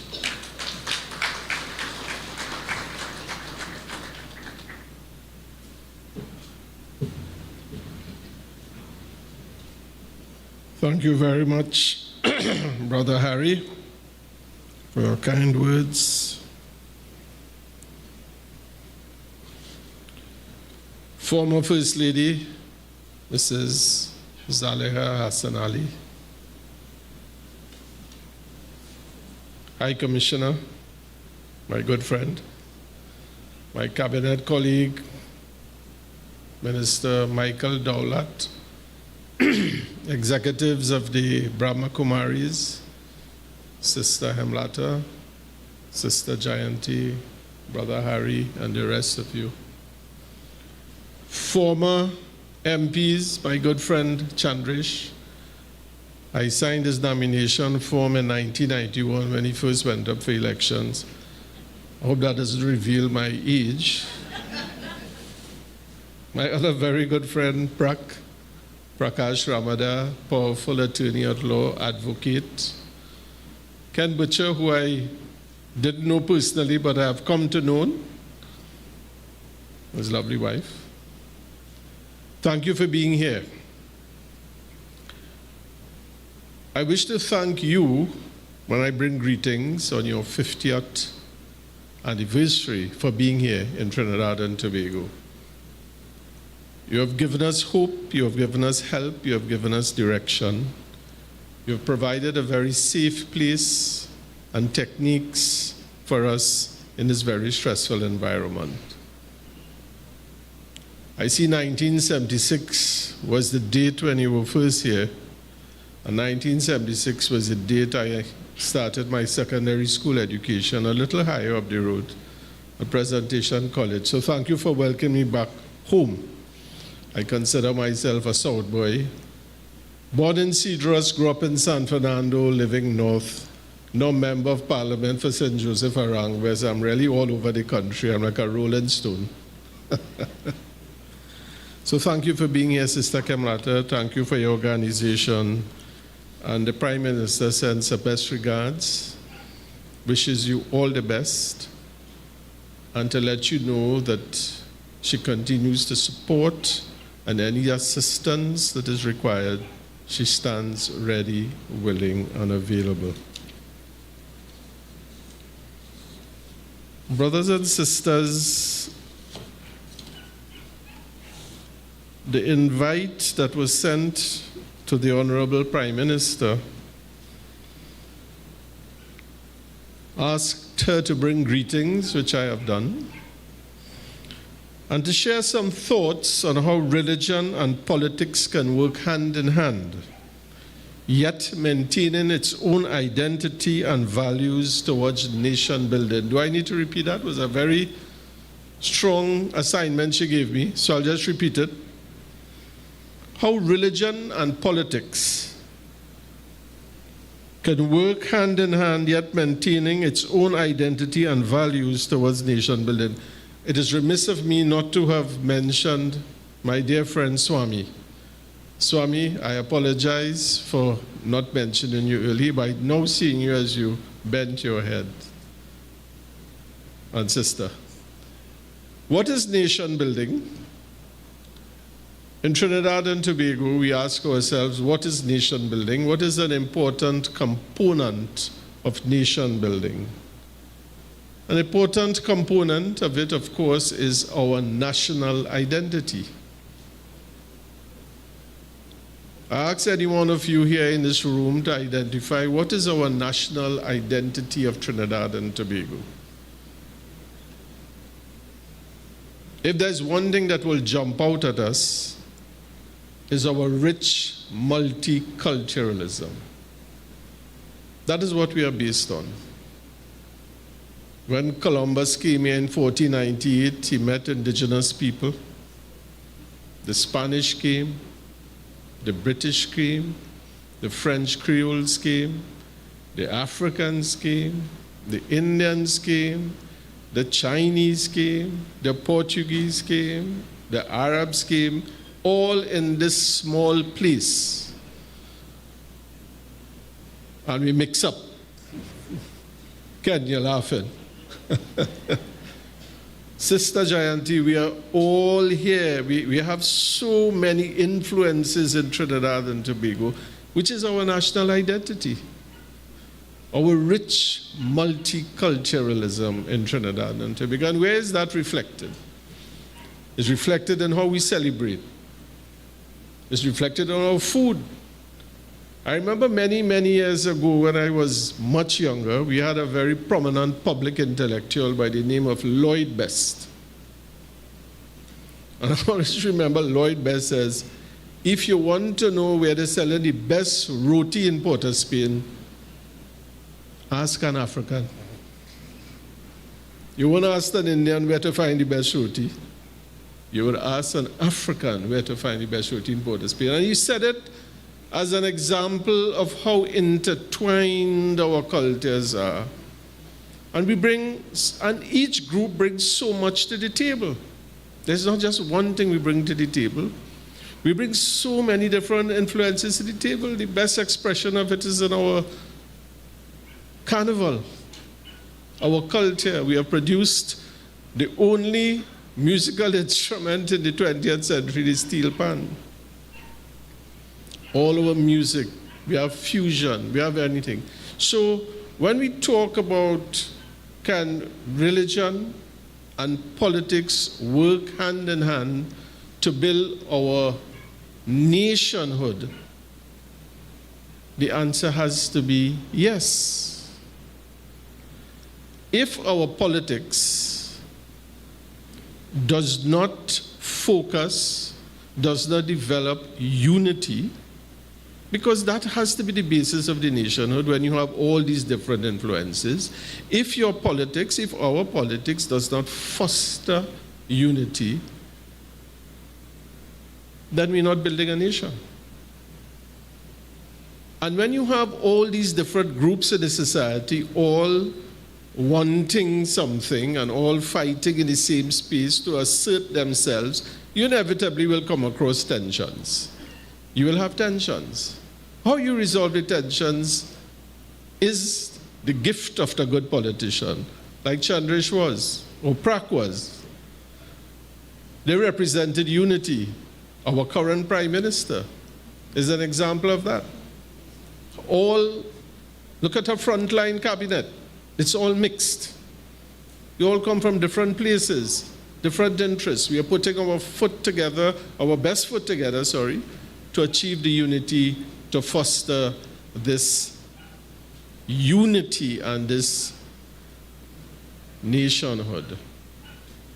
The question asked was, can religious bodies work together with politics to engender this unity and this nationhood building? There was a very famous statement made by President Obama when he was president. And it goes something like this. I wouldn't get it verbatim. And he says this about America, United States of America. He says, any society will have natural divisions, as America will have natural divisions.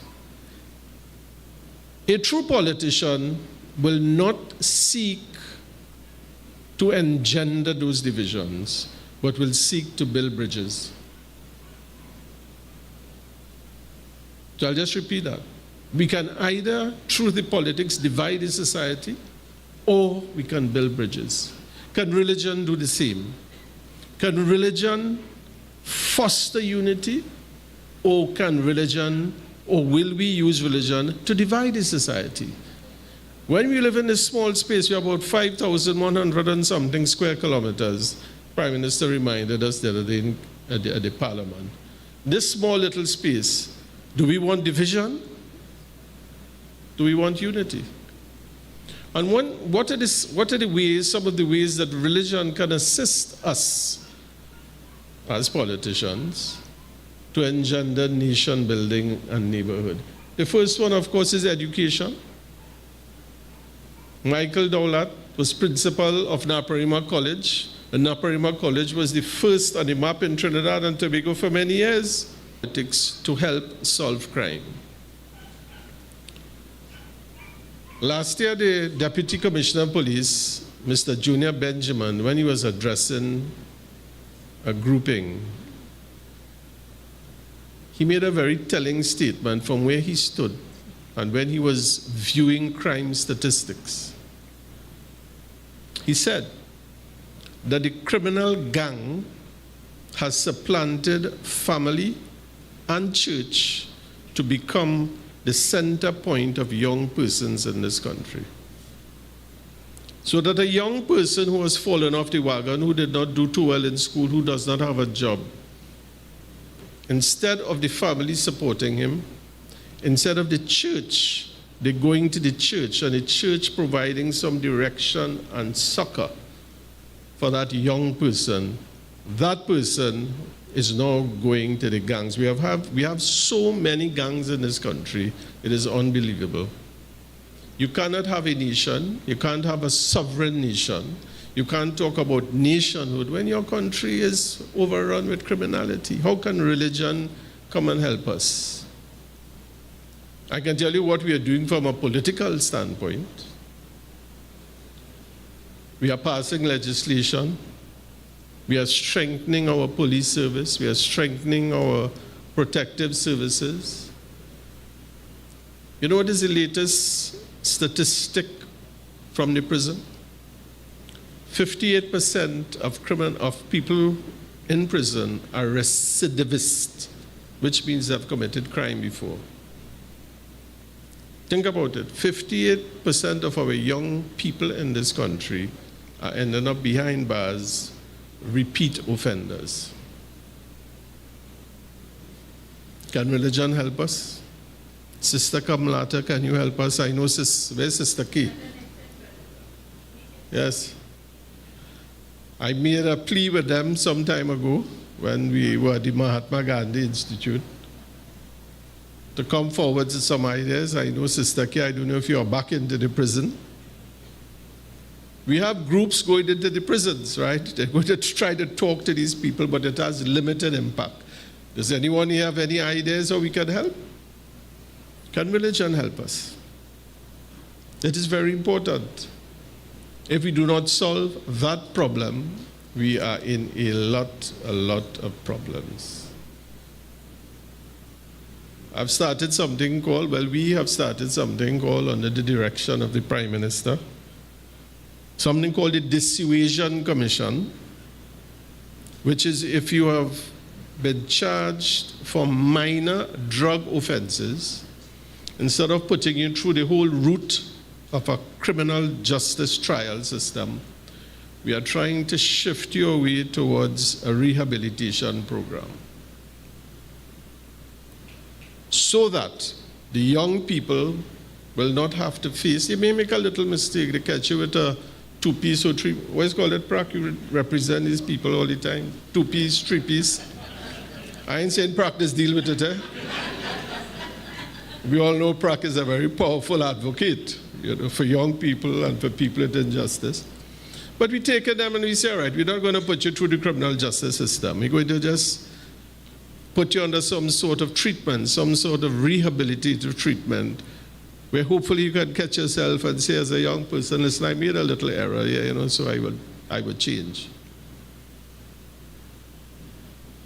It was alarming to me as the Minister of Justice when I went into the prisons to know that the government itself was not in charge of the rehabilitative programs within the prison, and it was not mandatory. So what would happen? You have something called remission. If you are sent to prison and you behave good, they take 1/3 of your sentence. So if you get a 3 years, Sister K, you take 1/3 off, you take a year off, and you spend 2 years. But the only reason you're getting your 1 year off is if you behave good. You're going to behave bad in prison. So what these people are doing is that they're going in prison, taking their 1 year off, faking they behaving good, and coming back out into the society. So you're not being rehabbed. This, I think, is where religion and religious bodies, churches, temples, can play such a leading role within prison.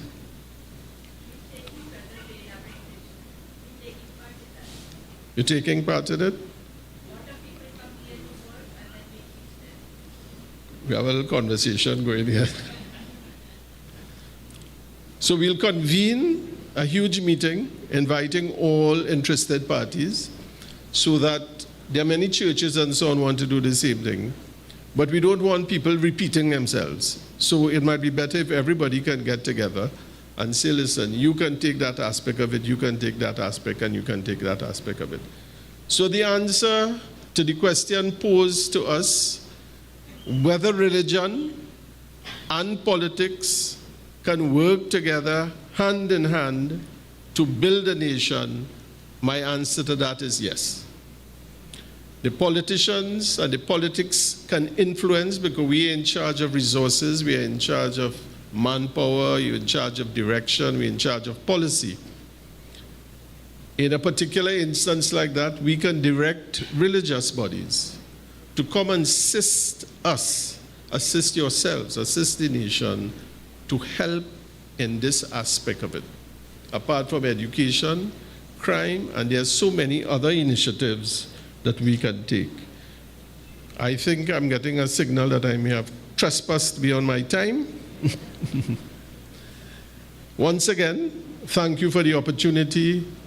The Honorable Prime Minister, as I indicated, wished she could have been here, but very pressing matters have arisen, so she has asked that I attend and convey her best wishes, to express her sentiments, to send you her love more than anything else, for the encouragement and continuation of the wonderful work that you have been doing, and for us to continue to come together to work towards building our nation, because indeed we are going through some very dark and trying times. With that, namaste, Om Shanti, I think is the phrase used by the Brahma Kumaris, and thank you very much for your kind attention.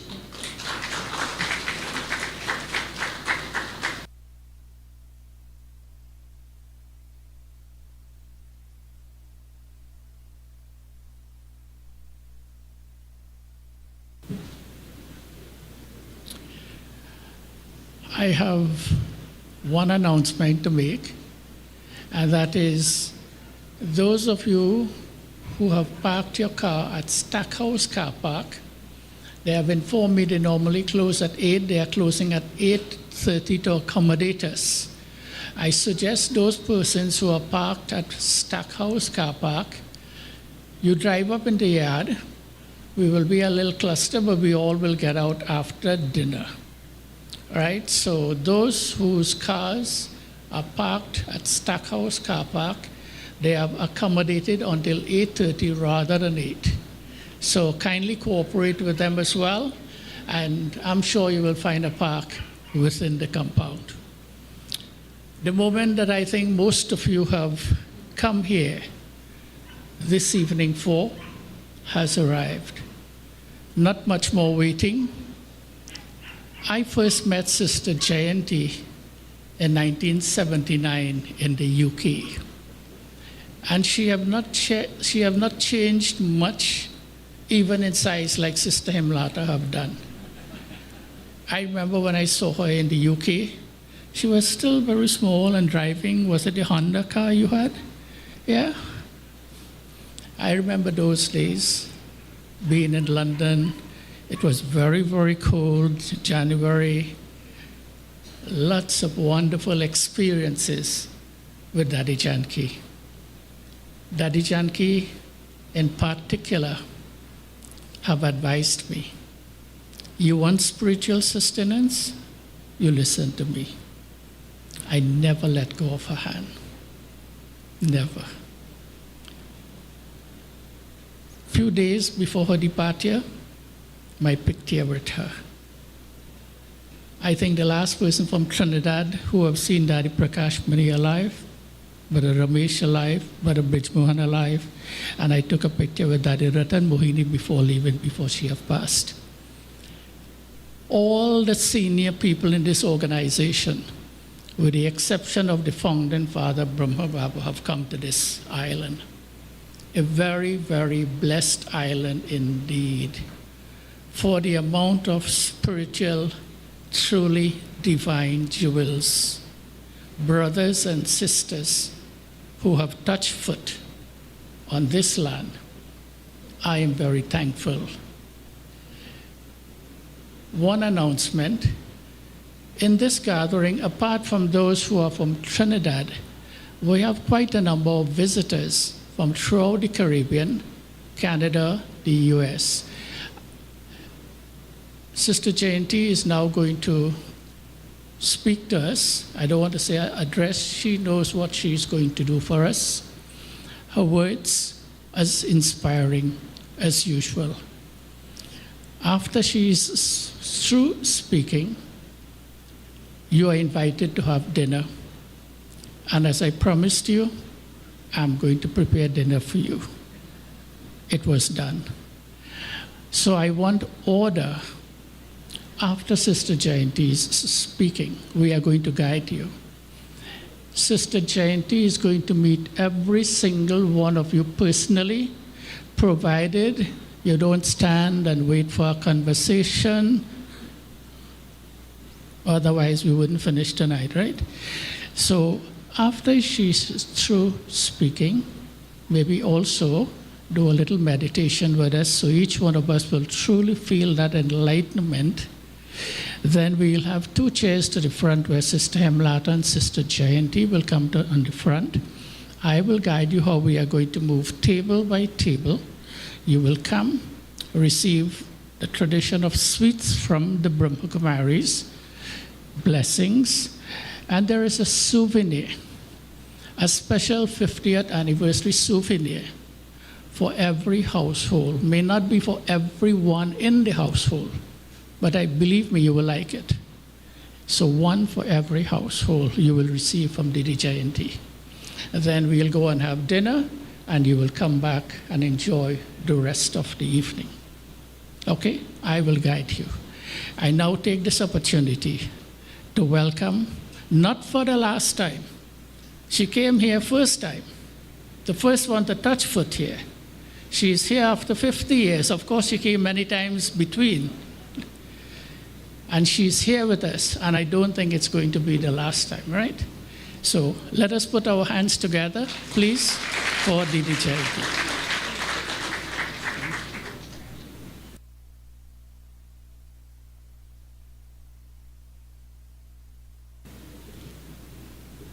Om Shanti. A greeting of peace to all my sisters and brothers. And there are so many eminent people here. I don't know who to mention, but I must mention three of you who are here with whom I have a very long-standing connection. My dear Sister Pearlie, who rescued me when I first arrived in Trinidad and had a warmer welcome than I had anticipated, and my brother Ken, and of course my dear sister, Mrs. Hassan Ali, but also Sister Hemlata. We've been friends since our childhood days, and Brother Harry, who has been a brother. Somebody this afternoon said he's a real mother. So when I heard that he'd cooked for all of you, thank you. We've heard some very beautiful things from all the eminent speakers. And I just want to address a couple of the issues that have been raised. Brahma Kumaris do values education, sharing, I won't say teaching, but sharings in schools worldwide. And I know that there's a similar program happening in Trinidad currently. But also, Brahma Kumaris have been helping in prison service on both sides of the fence with officers as well as with the inmates, the prisoners, since 1991, I think. But in fact, some people from Trinidad have also visited London to see what was the work going on there with the Home Office. So spirituality is at the heart of every human being. And so definitely politics is of service to humanity in its highest form. And I believe that I've had a glimpse of what can happen here and has happened already in some cases. But I know that when you touch the heart of a soul, you're touching that spiritual part of that human being. And so definitely very positive changes happen through that. Swamiji, again, has been a very, very good friend for many, many years. So thank you for that, and thank you for being here. But thank you to all of you for also coming out tonight. This afternoon, it felt like it was monsoon time in India.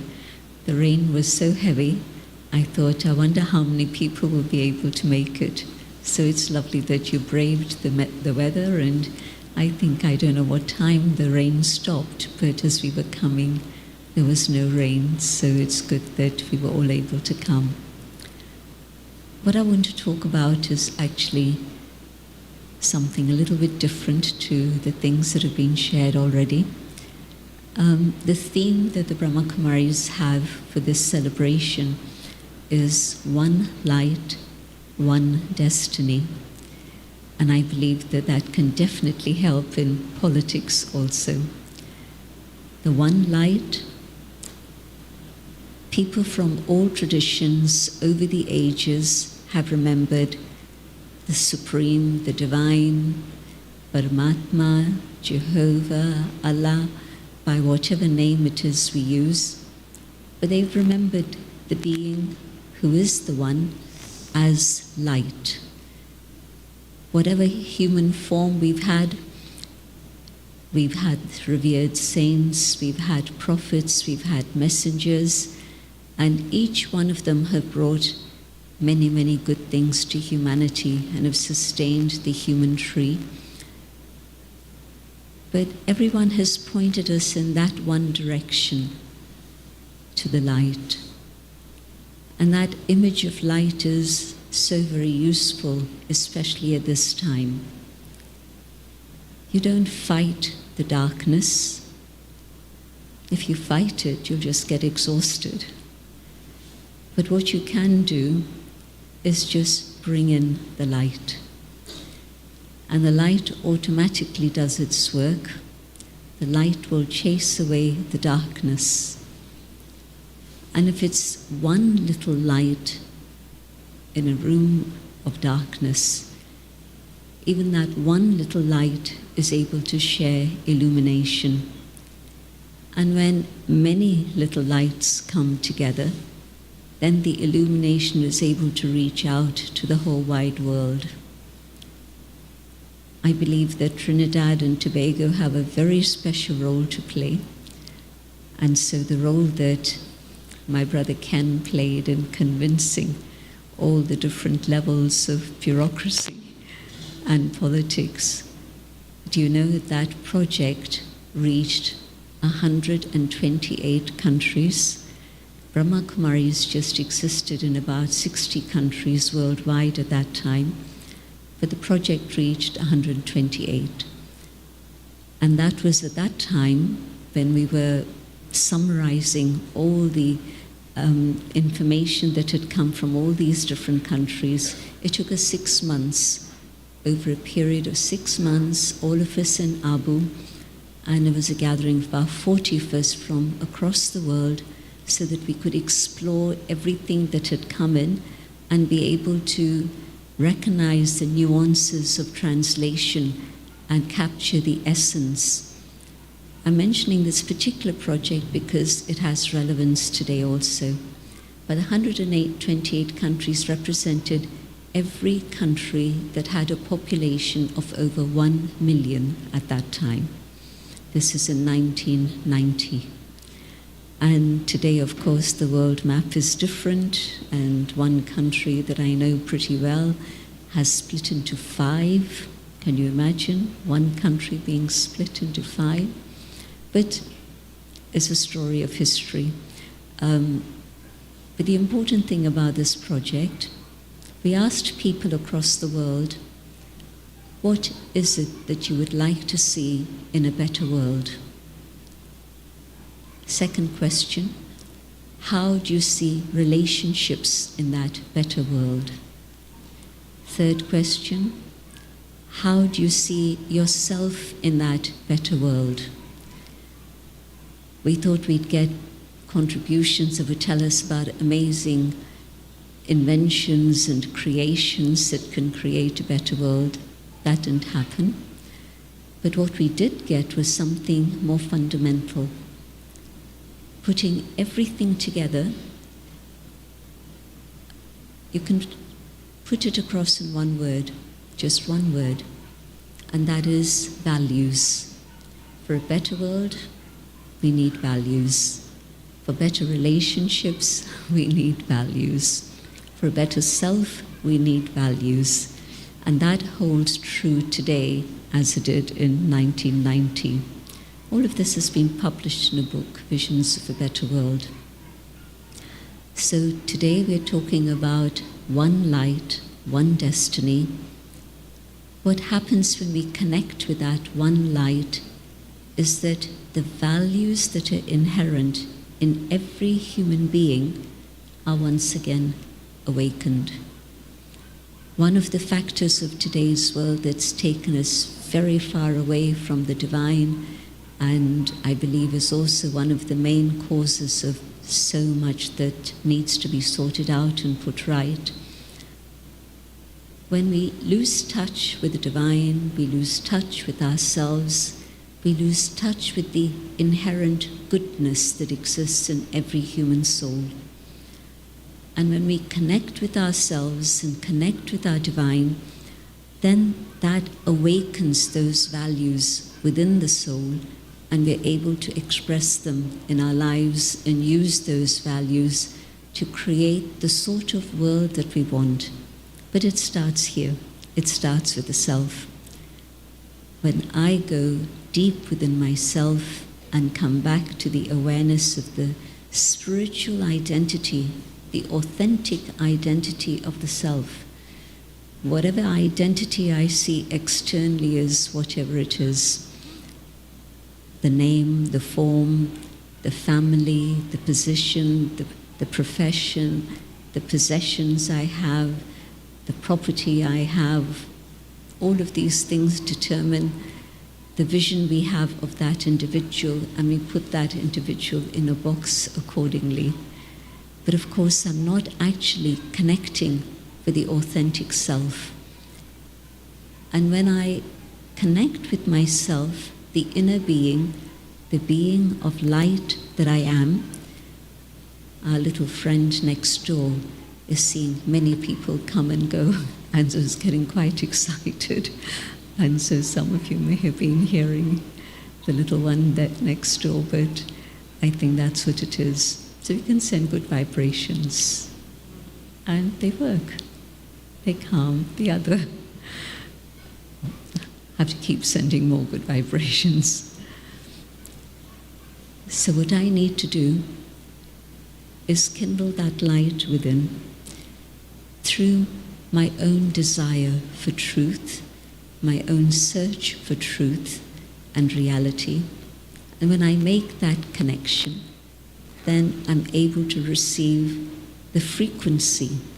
When I'm just here, then my frequency is connected with human beings. But when I'm in the awareness of the inner being, my frequency is set to be able to pick up the presence of the divine. And when I experience that, then that which is the highest within the self begins to emerge. And so it's not a difficult thing to create a better world. People have told us what is needed, values, but also the one light, connecting to the light within, connecting to the light who's the supreme, who's been remembered through all traditions and ages as that light. Connecting with that, we create our future destiny. Our destination is of goodness and a world of truth. I believe that absolutely. Why? Because there are natural cycles that are constantly at work. There's a cycle of day and night, there's a cycle of seasons. As a human family, we've managed to disrupt the cycle of seasons very intensely, and that's another subject. But the normal seasons, it's a cycle. And where are we today? Yes, we can see the goodness here in this room. We can also see sparks of light in the darkness out there. But there's another energy of work, and that's the energy of the cosmos. And we're moving from the period that has been described in the East as the dark night, Kali Yuga, the time of death, the time of the machine. That's the description of Kali Yuga. The time of death and the time of the machine. Does it resonate with what we're seeing around us? At a time when we're wondering whether AI is going to take over, but we're seeing what's going on. And from this period of darkness, there is no question. The next period has to be the period of light. But all of us here are instruments to make that happen and to work with the divine so that we truly create that world of truth and light. Just as this is called Kali Yuga, that is called Satyug, the age of truth, the golden age. So from the dark age, the iron age, we move into the golden age. And when there are two energies that come together, the ascending energy, the descending energy, there's much upheaval. And so the upheaval that we're seeing, not just in Trinidad and Tobago, but worldwide.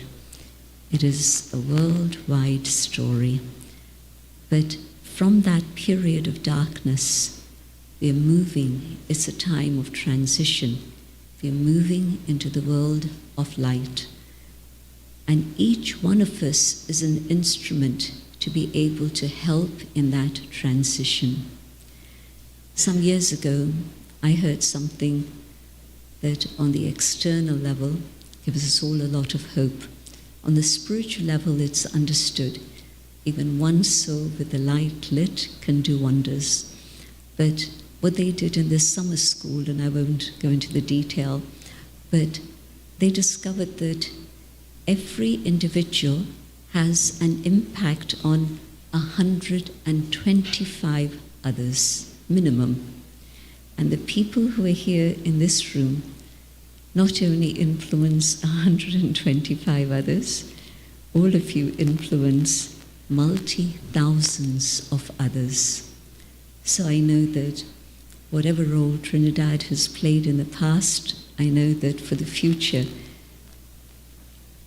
all of you have a very important role to play. And all it needs is just that inner awareness of who am I. It's an eternal question that we've had, but it's time that we answered it to ourselves. It's a dialogue with the self.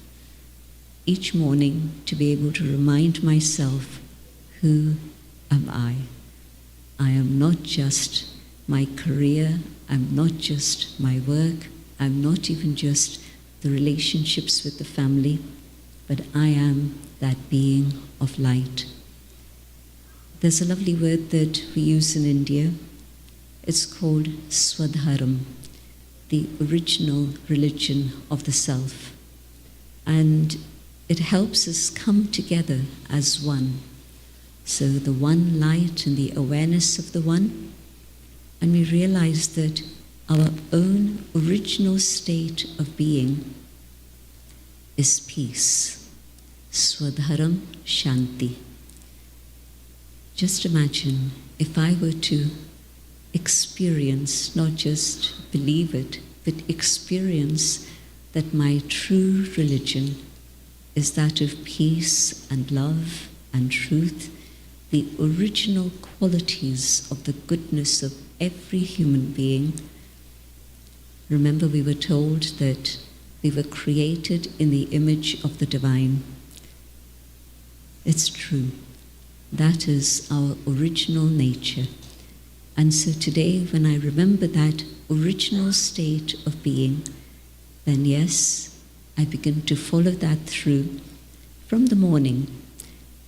You know, whatever you start the day with tends to be then the impact that happens through the whole day.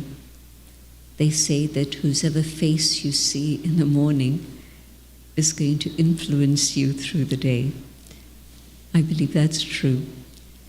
And if the first thing that I do is to take my phone and look and see what my messages are, well, what is my head going to be filled with? All sorts of stuff that maybe is positive, maybe not. But if I begin my day taking charge of what's going on in here, spending a short time, however long, just a short time, a long time, in silence, in reflection, just coming back to the awareness of the inner being and the connection with the divine, it's going to be very different than starting to get my head into my messages. But also, just as we're very concerned about good health for the body, and we make sure that we have nourishing food, and we've learned more and more about health and how we can manage ourselves better, maybe it's time also to look at the health of the soul. And the way to nourish the soul is by reading something, listening to something that's going to be uplifting. Whatever scripture it is that helps you, whatever text it is that's uplifting for you. But feed your mind first thing in the morning with good thoughts, positive thoughts, elevated thoughts, thoughts that can be your compass through the day, something that can guide you. And connected very much with that, just adding to your timetable, instead of letting thoughts run wild, and statistics say that 50%, between 48% to 50% of our time is spent in overthinking. Am I right? Just imagine how much time I could save if I were to take charge of my mind and put my mind on track and use the precious resource I have of the inner being, my own mind, my thoughts, my feelings, my memories, my personality. I can take charge of that and say, which is a direction I would like to go in, and start moving in that direction right from the morning.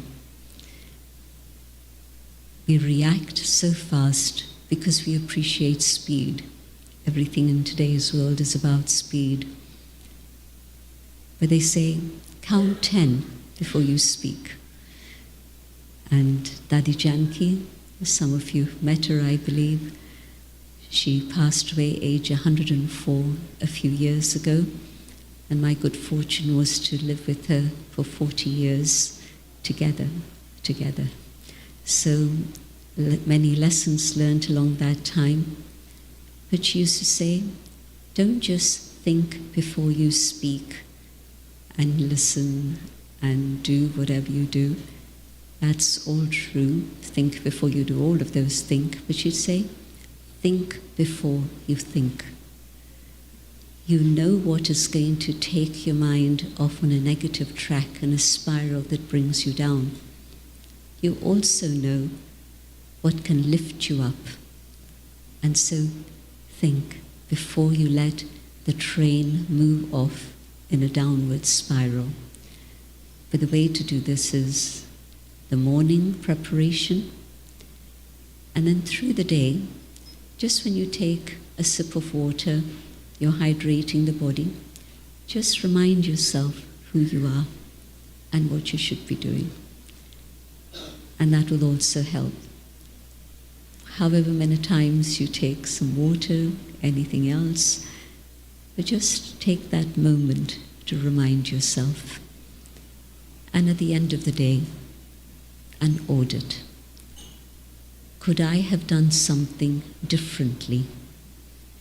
Not just better, but maybe there could have been a difference. And the second question, what did I learn today? That's it. We learn from each other, we learn from circumstances, and all of that helps us on our journey. So just ask these two questions and the light will stay shining bright. And the future destiny is definitely one of the world of truth, of love, of unity, of harmony. Not a fancy dream, not a daydream, not just a thought, a reality that we are moving towards that world. That world is definitely coming. Now, how I prepare for that world and how I want to contribute in creating that world and making it happen is a choice that I have at this moment. So it's beautiful being here to see how much has happened in terms of 50 years and to know how much Sister Hemlata and Brother Harry and of course all the others, so many others, some are here, many are not, but so much has happened. But also Trinidad and Tobago have been so receptive. That's been so beautiful to observe.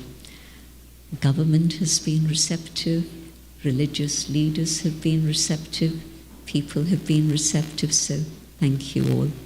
Much appreciation. Let's have a few moments of calm, of meditation.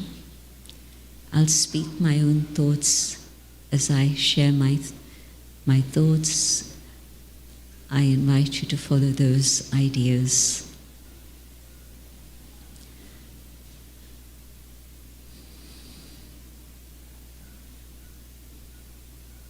I go on an inner journey.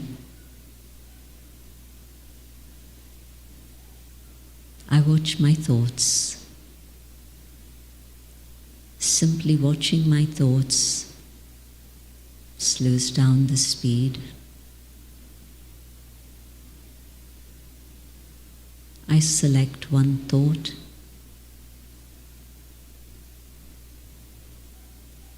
The thought of peace. I hold peace in my mind. And it feels comfortable. It feels familiar. even natural. And in this awareness of peace, I can feel the presence of the divine, the being of light, the source of all positive attributes,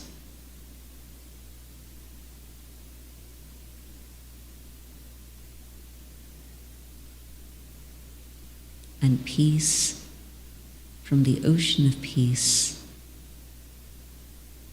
reaches the soul and allows peace to emerge.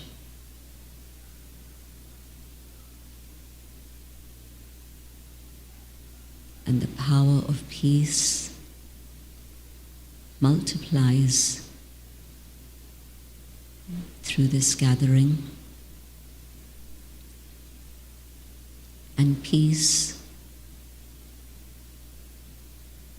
extends beyond these walls,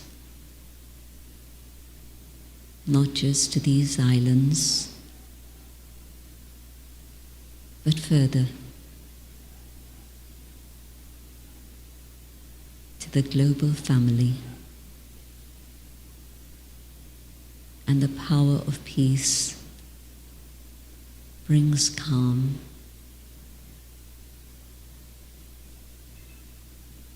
The power of peace reaches beyond the human family to all forms of life. Peace offers safety.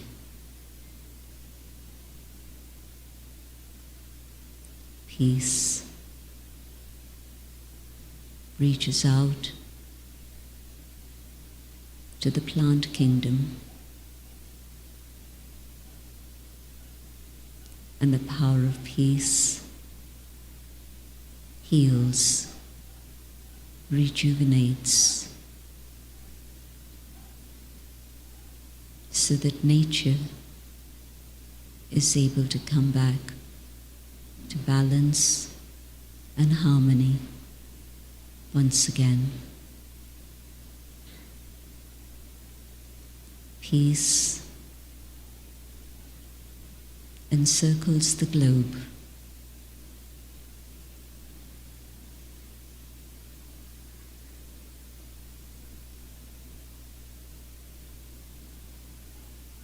And peace returns to our world once more.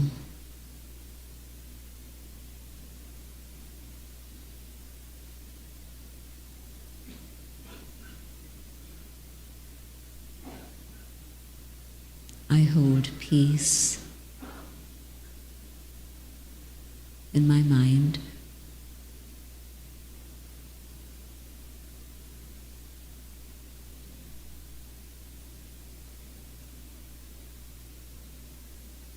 And I come back to the awareness of this space, the time here and now.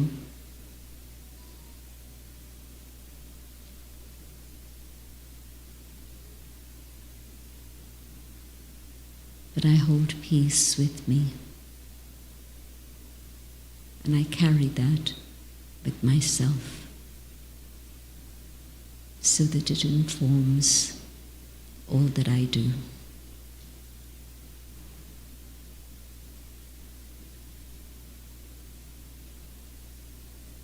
Om Shanti. And thank you. And finally, I also want to convey to you the greetings from Didi Mohini. She isn't able to travel physically, but her thoughts and her love are very much with you all. In the days that she was based in the Caribbean, or even afterwards, she would travel from New York regularly to the Caribbean, she would always share how the quality of people in the Caribbean was of friendship and love. And so I'm seeing that has continued through all these years. Thank you. Om Shanti.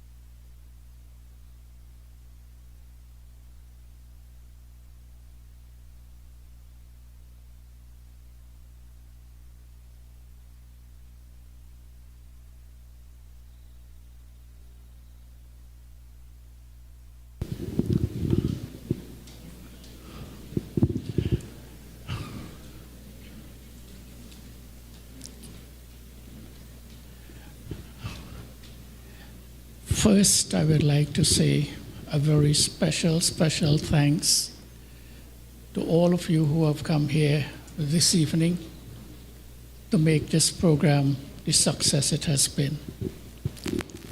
I could identify many of you who are sitting here.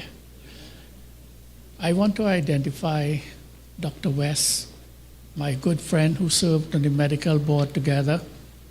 Thank you for taking the journey and the time to be here this evening. As I have indicated, every one of you, I am going to guide you how you are going to do this. You are going to come to the front here, walking to the front here as I guide you. You will get what we call as a blessing. You will get sweets especially prepared for each one of you, as well as there is a special souvenir. And as I say, it's going to be one per family. You are here alone, it's for you. Otherwise, we would like to give as many families as possible. And so I am going to come downstairs here, I'm going to guide you. When you come and take these, what I've just mentioned from over there, the Jayanti and Sister Hemlata, and then you go this way, you go to the table. the dinner that was prepared for you, you come back exactly where you were sitting and enjoy the rest of the evening. Is it clear? Each one of you? So I'm going to guide you now. So let us start with the front row here, and I'm going to come downstairs here. Let's begin, please.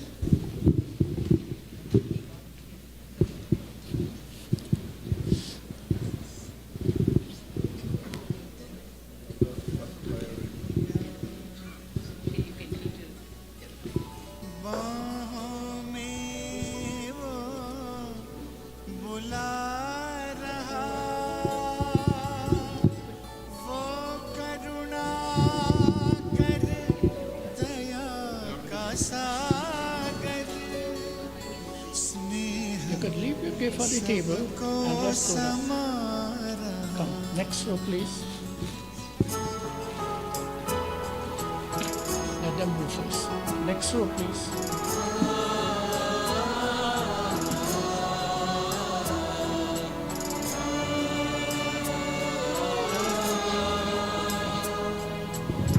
Come, this row, please.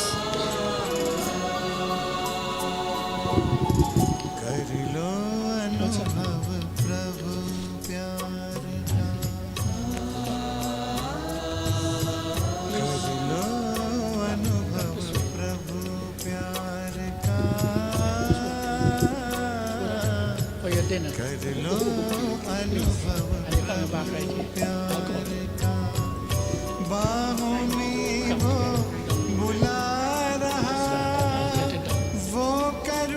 Om Shanti. Your dinner, please.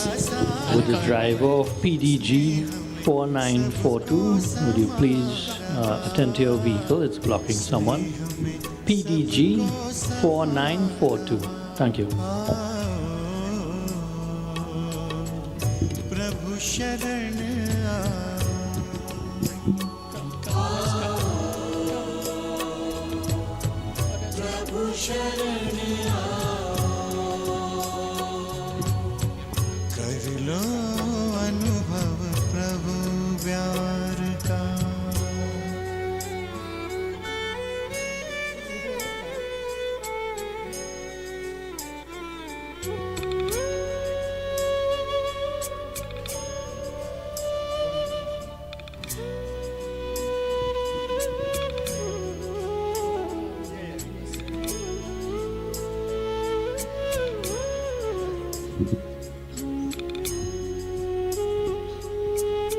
सुबह हुई जब आँख खुली तो कुछ घड़ियाँ कर प्रभु के नाम। सुबह हुई जब आँख खुली तो कुछ घड़ियाँ कर प्रभु के नाम।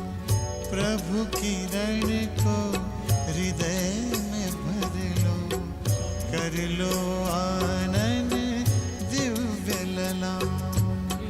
प्रभु की रण को हृदय में भर लो, कर लो आनंद दिव्य लला। महामिलन की मंगल बेला, महामिलन की मंगल बेला। प्रभु मिलन जग मना रहा, वो करुणा कर दया का सागर। स्नेह में सबको समा रहा, स्नेह में सबको समा रहा। प्रभु शरण आ।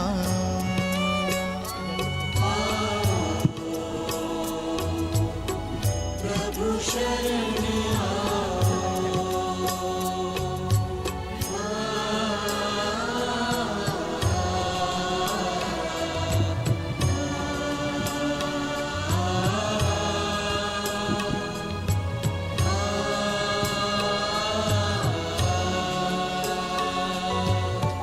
मस्त पवन ये खिला चमन, ये दिन और ये दिन मान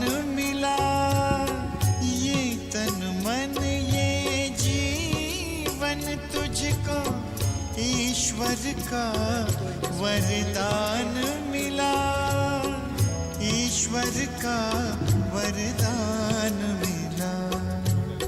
सफल करो और पाओ सफलता, सफल करो और पाओ सफलता। मुरली मधुर वो सुना रहा, वो करुणा कर दया का सागर, स्नेह में सबको समा रहा, स्नेह में सबको समा रहा। आओ प्रभु शरण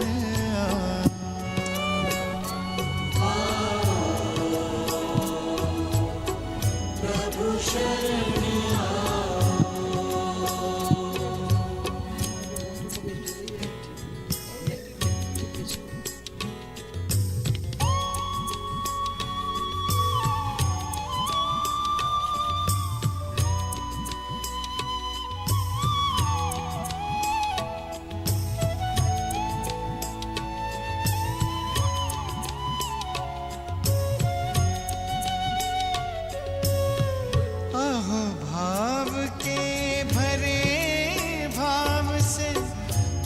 पल प्रभु गुणगान करो, ध्यान धरो जो ध्यान है रखता, प्रभु कृपा का पान करो, प्रभु कृपा का पान करो। पास में आकर वो रत्नाकर, पास में आकर वो रत्नाकर, रतन अनोखे लुटा रहा, वो करुणा कर दया का सागर, स्नेह में सबको समा रहा, स्नेह में सबको समा रहा। प्रभु शरण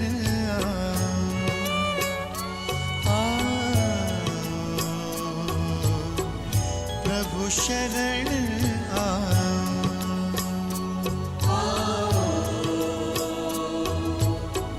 प्रभु शरण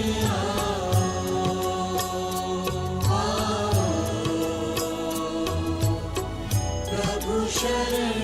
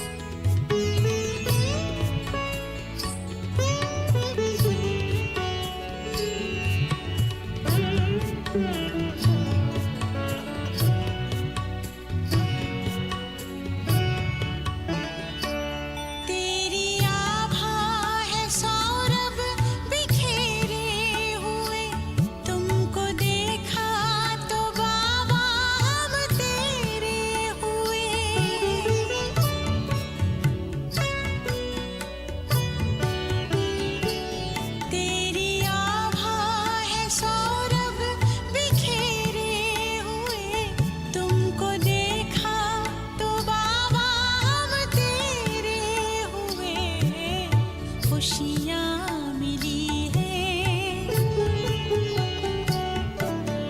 खुशियाँ मिली है बेशुमार बाबा, मधुर रागिनी सा तेरा प्यार बाबा।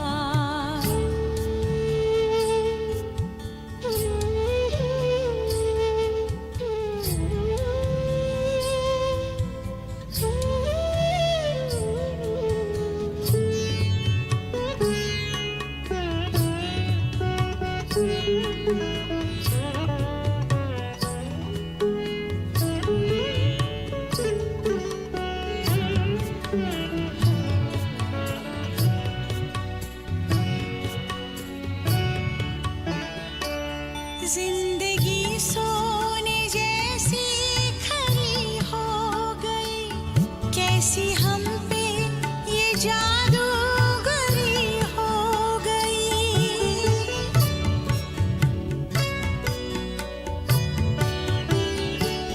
जिंदगी सोने जैसी खरी हो गई, कैसी हम पे ये जादूगरी हो गई। जीवन में आई, जीवन में आई अब बाहर बाबा, मधुर रागिनी सा तेरा प्यार बाबा।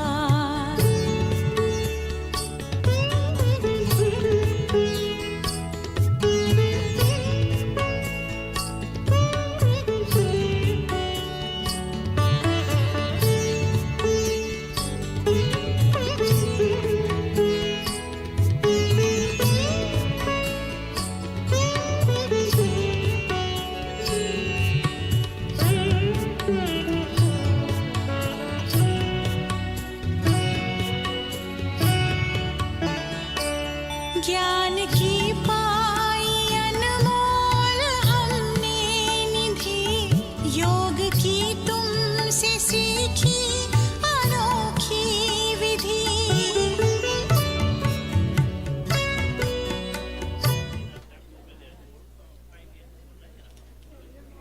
Would the driver of PCH 3961, would you kindly attend to your vehicle? PCH 3961, you are blocking someone. Thank you. हमें ले चले हो, हमें ले चले हो उस पार बाबा, मधुर रागिनी सा तेरा प्यार बाबा।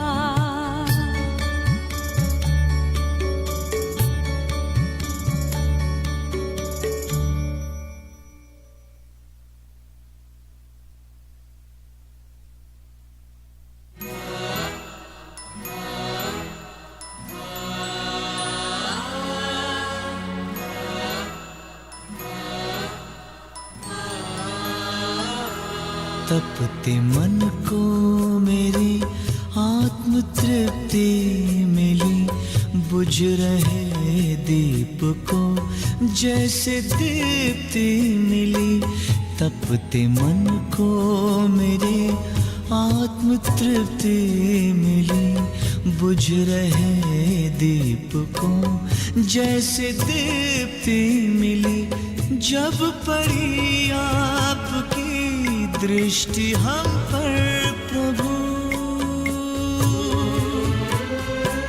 जब पड़ी आपकी दृष्टि हम पर प्रभु, जैसे जीवन मिला ज्योति जगती मिली, जैसे जीवन मिला ज्योति जगती मिली, जैसे जीवन मिला ज्योति जगती मिली। तपते मन को मेरे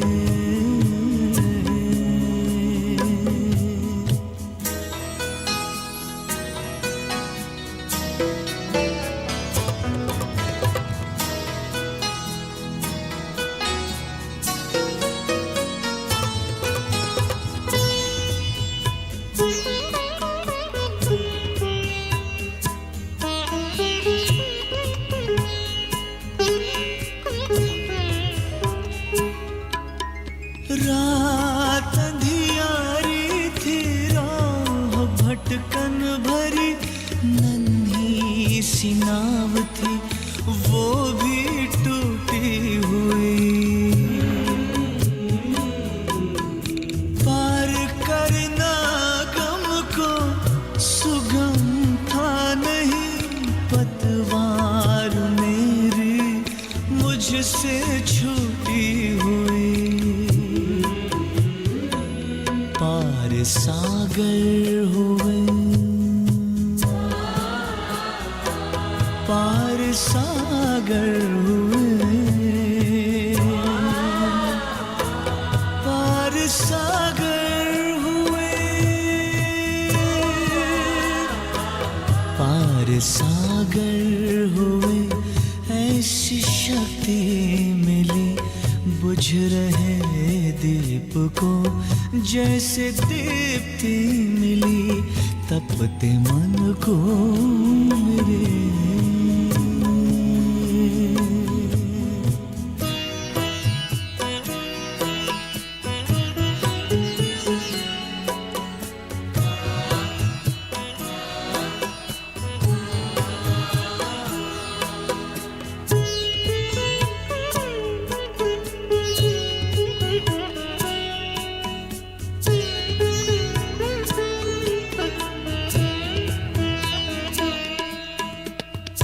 का फल है मिला, प्रभु कृपा हो गई। छट गया है अंधियारा, नई सुबह हो गई।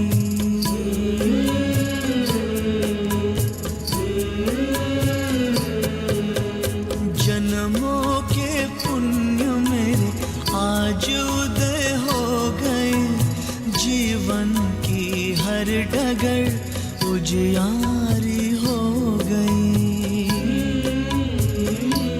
ज्ञान चक्षु खुले, दिव्य दृष्टि मिली। ज्ञान चक्षु खुले, दिव्य दृष्टि मिली। बुझ रहे दीप को जैसे दीप्ति मिली। जब पड़ी आपकी दृष्टि हम पर प्रभु, जब पड़ी आपकी दृष्टि हम पर प्रभु, जैसे जीवन मिला ज्योति जगती मिली। जैसे जीवन मिला ज्योति जगती मिली। जैसे जीवन मिला ज्योति जगती मिली। तपते मन को मेरे आत्म तृप्ति मिली। बुझ रहे दीप को जैसे दीप्ति मिली। तपते मन को मेरे आत्म तृप्ति मिली। बुझ रहे दीप को जैसे दीप्ति मिली। तपते मन को मेरे आत्म तृप्ति मिली। बुझ रहे दीप को जैसे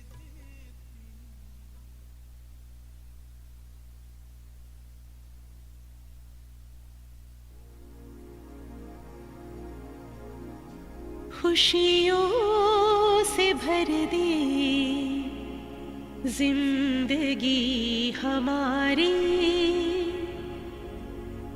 आपकी बलिहारी प्रभु, आपकी बलिहारी।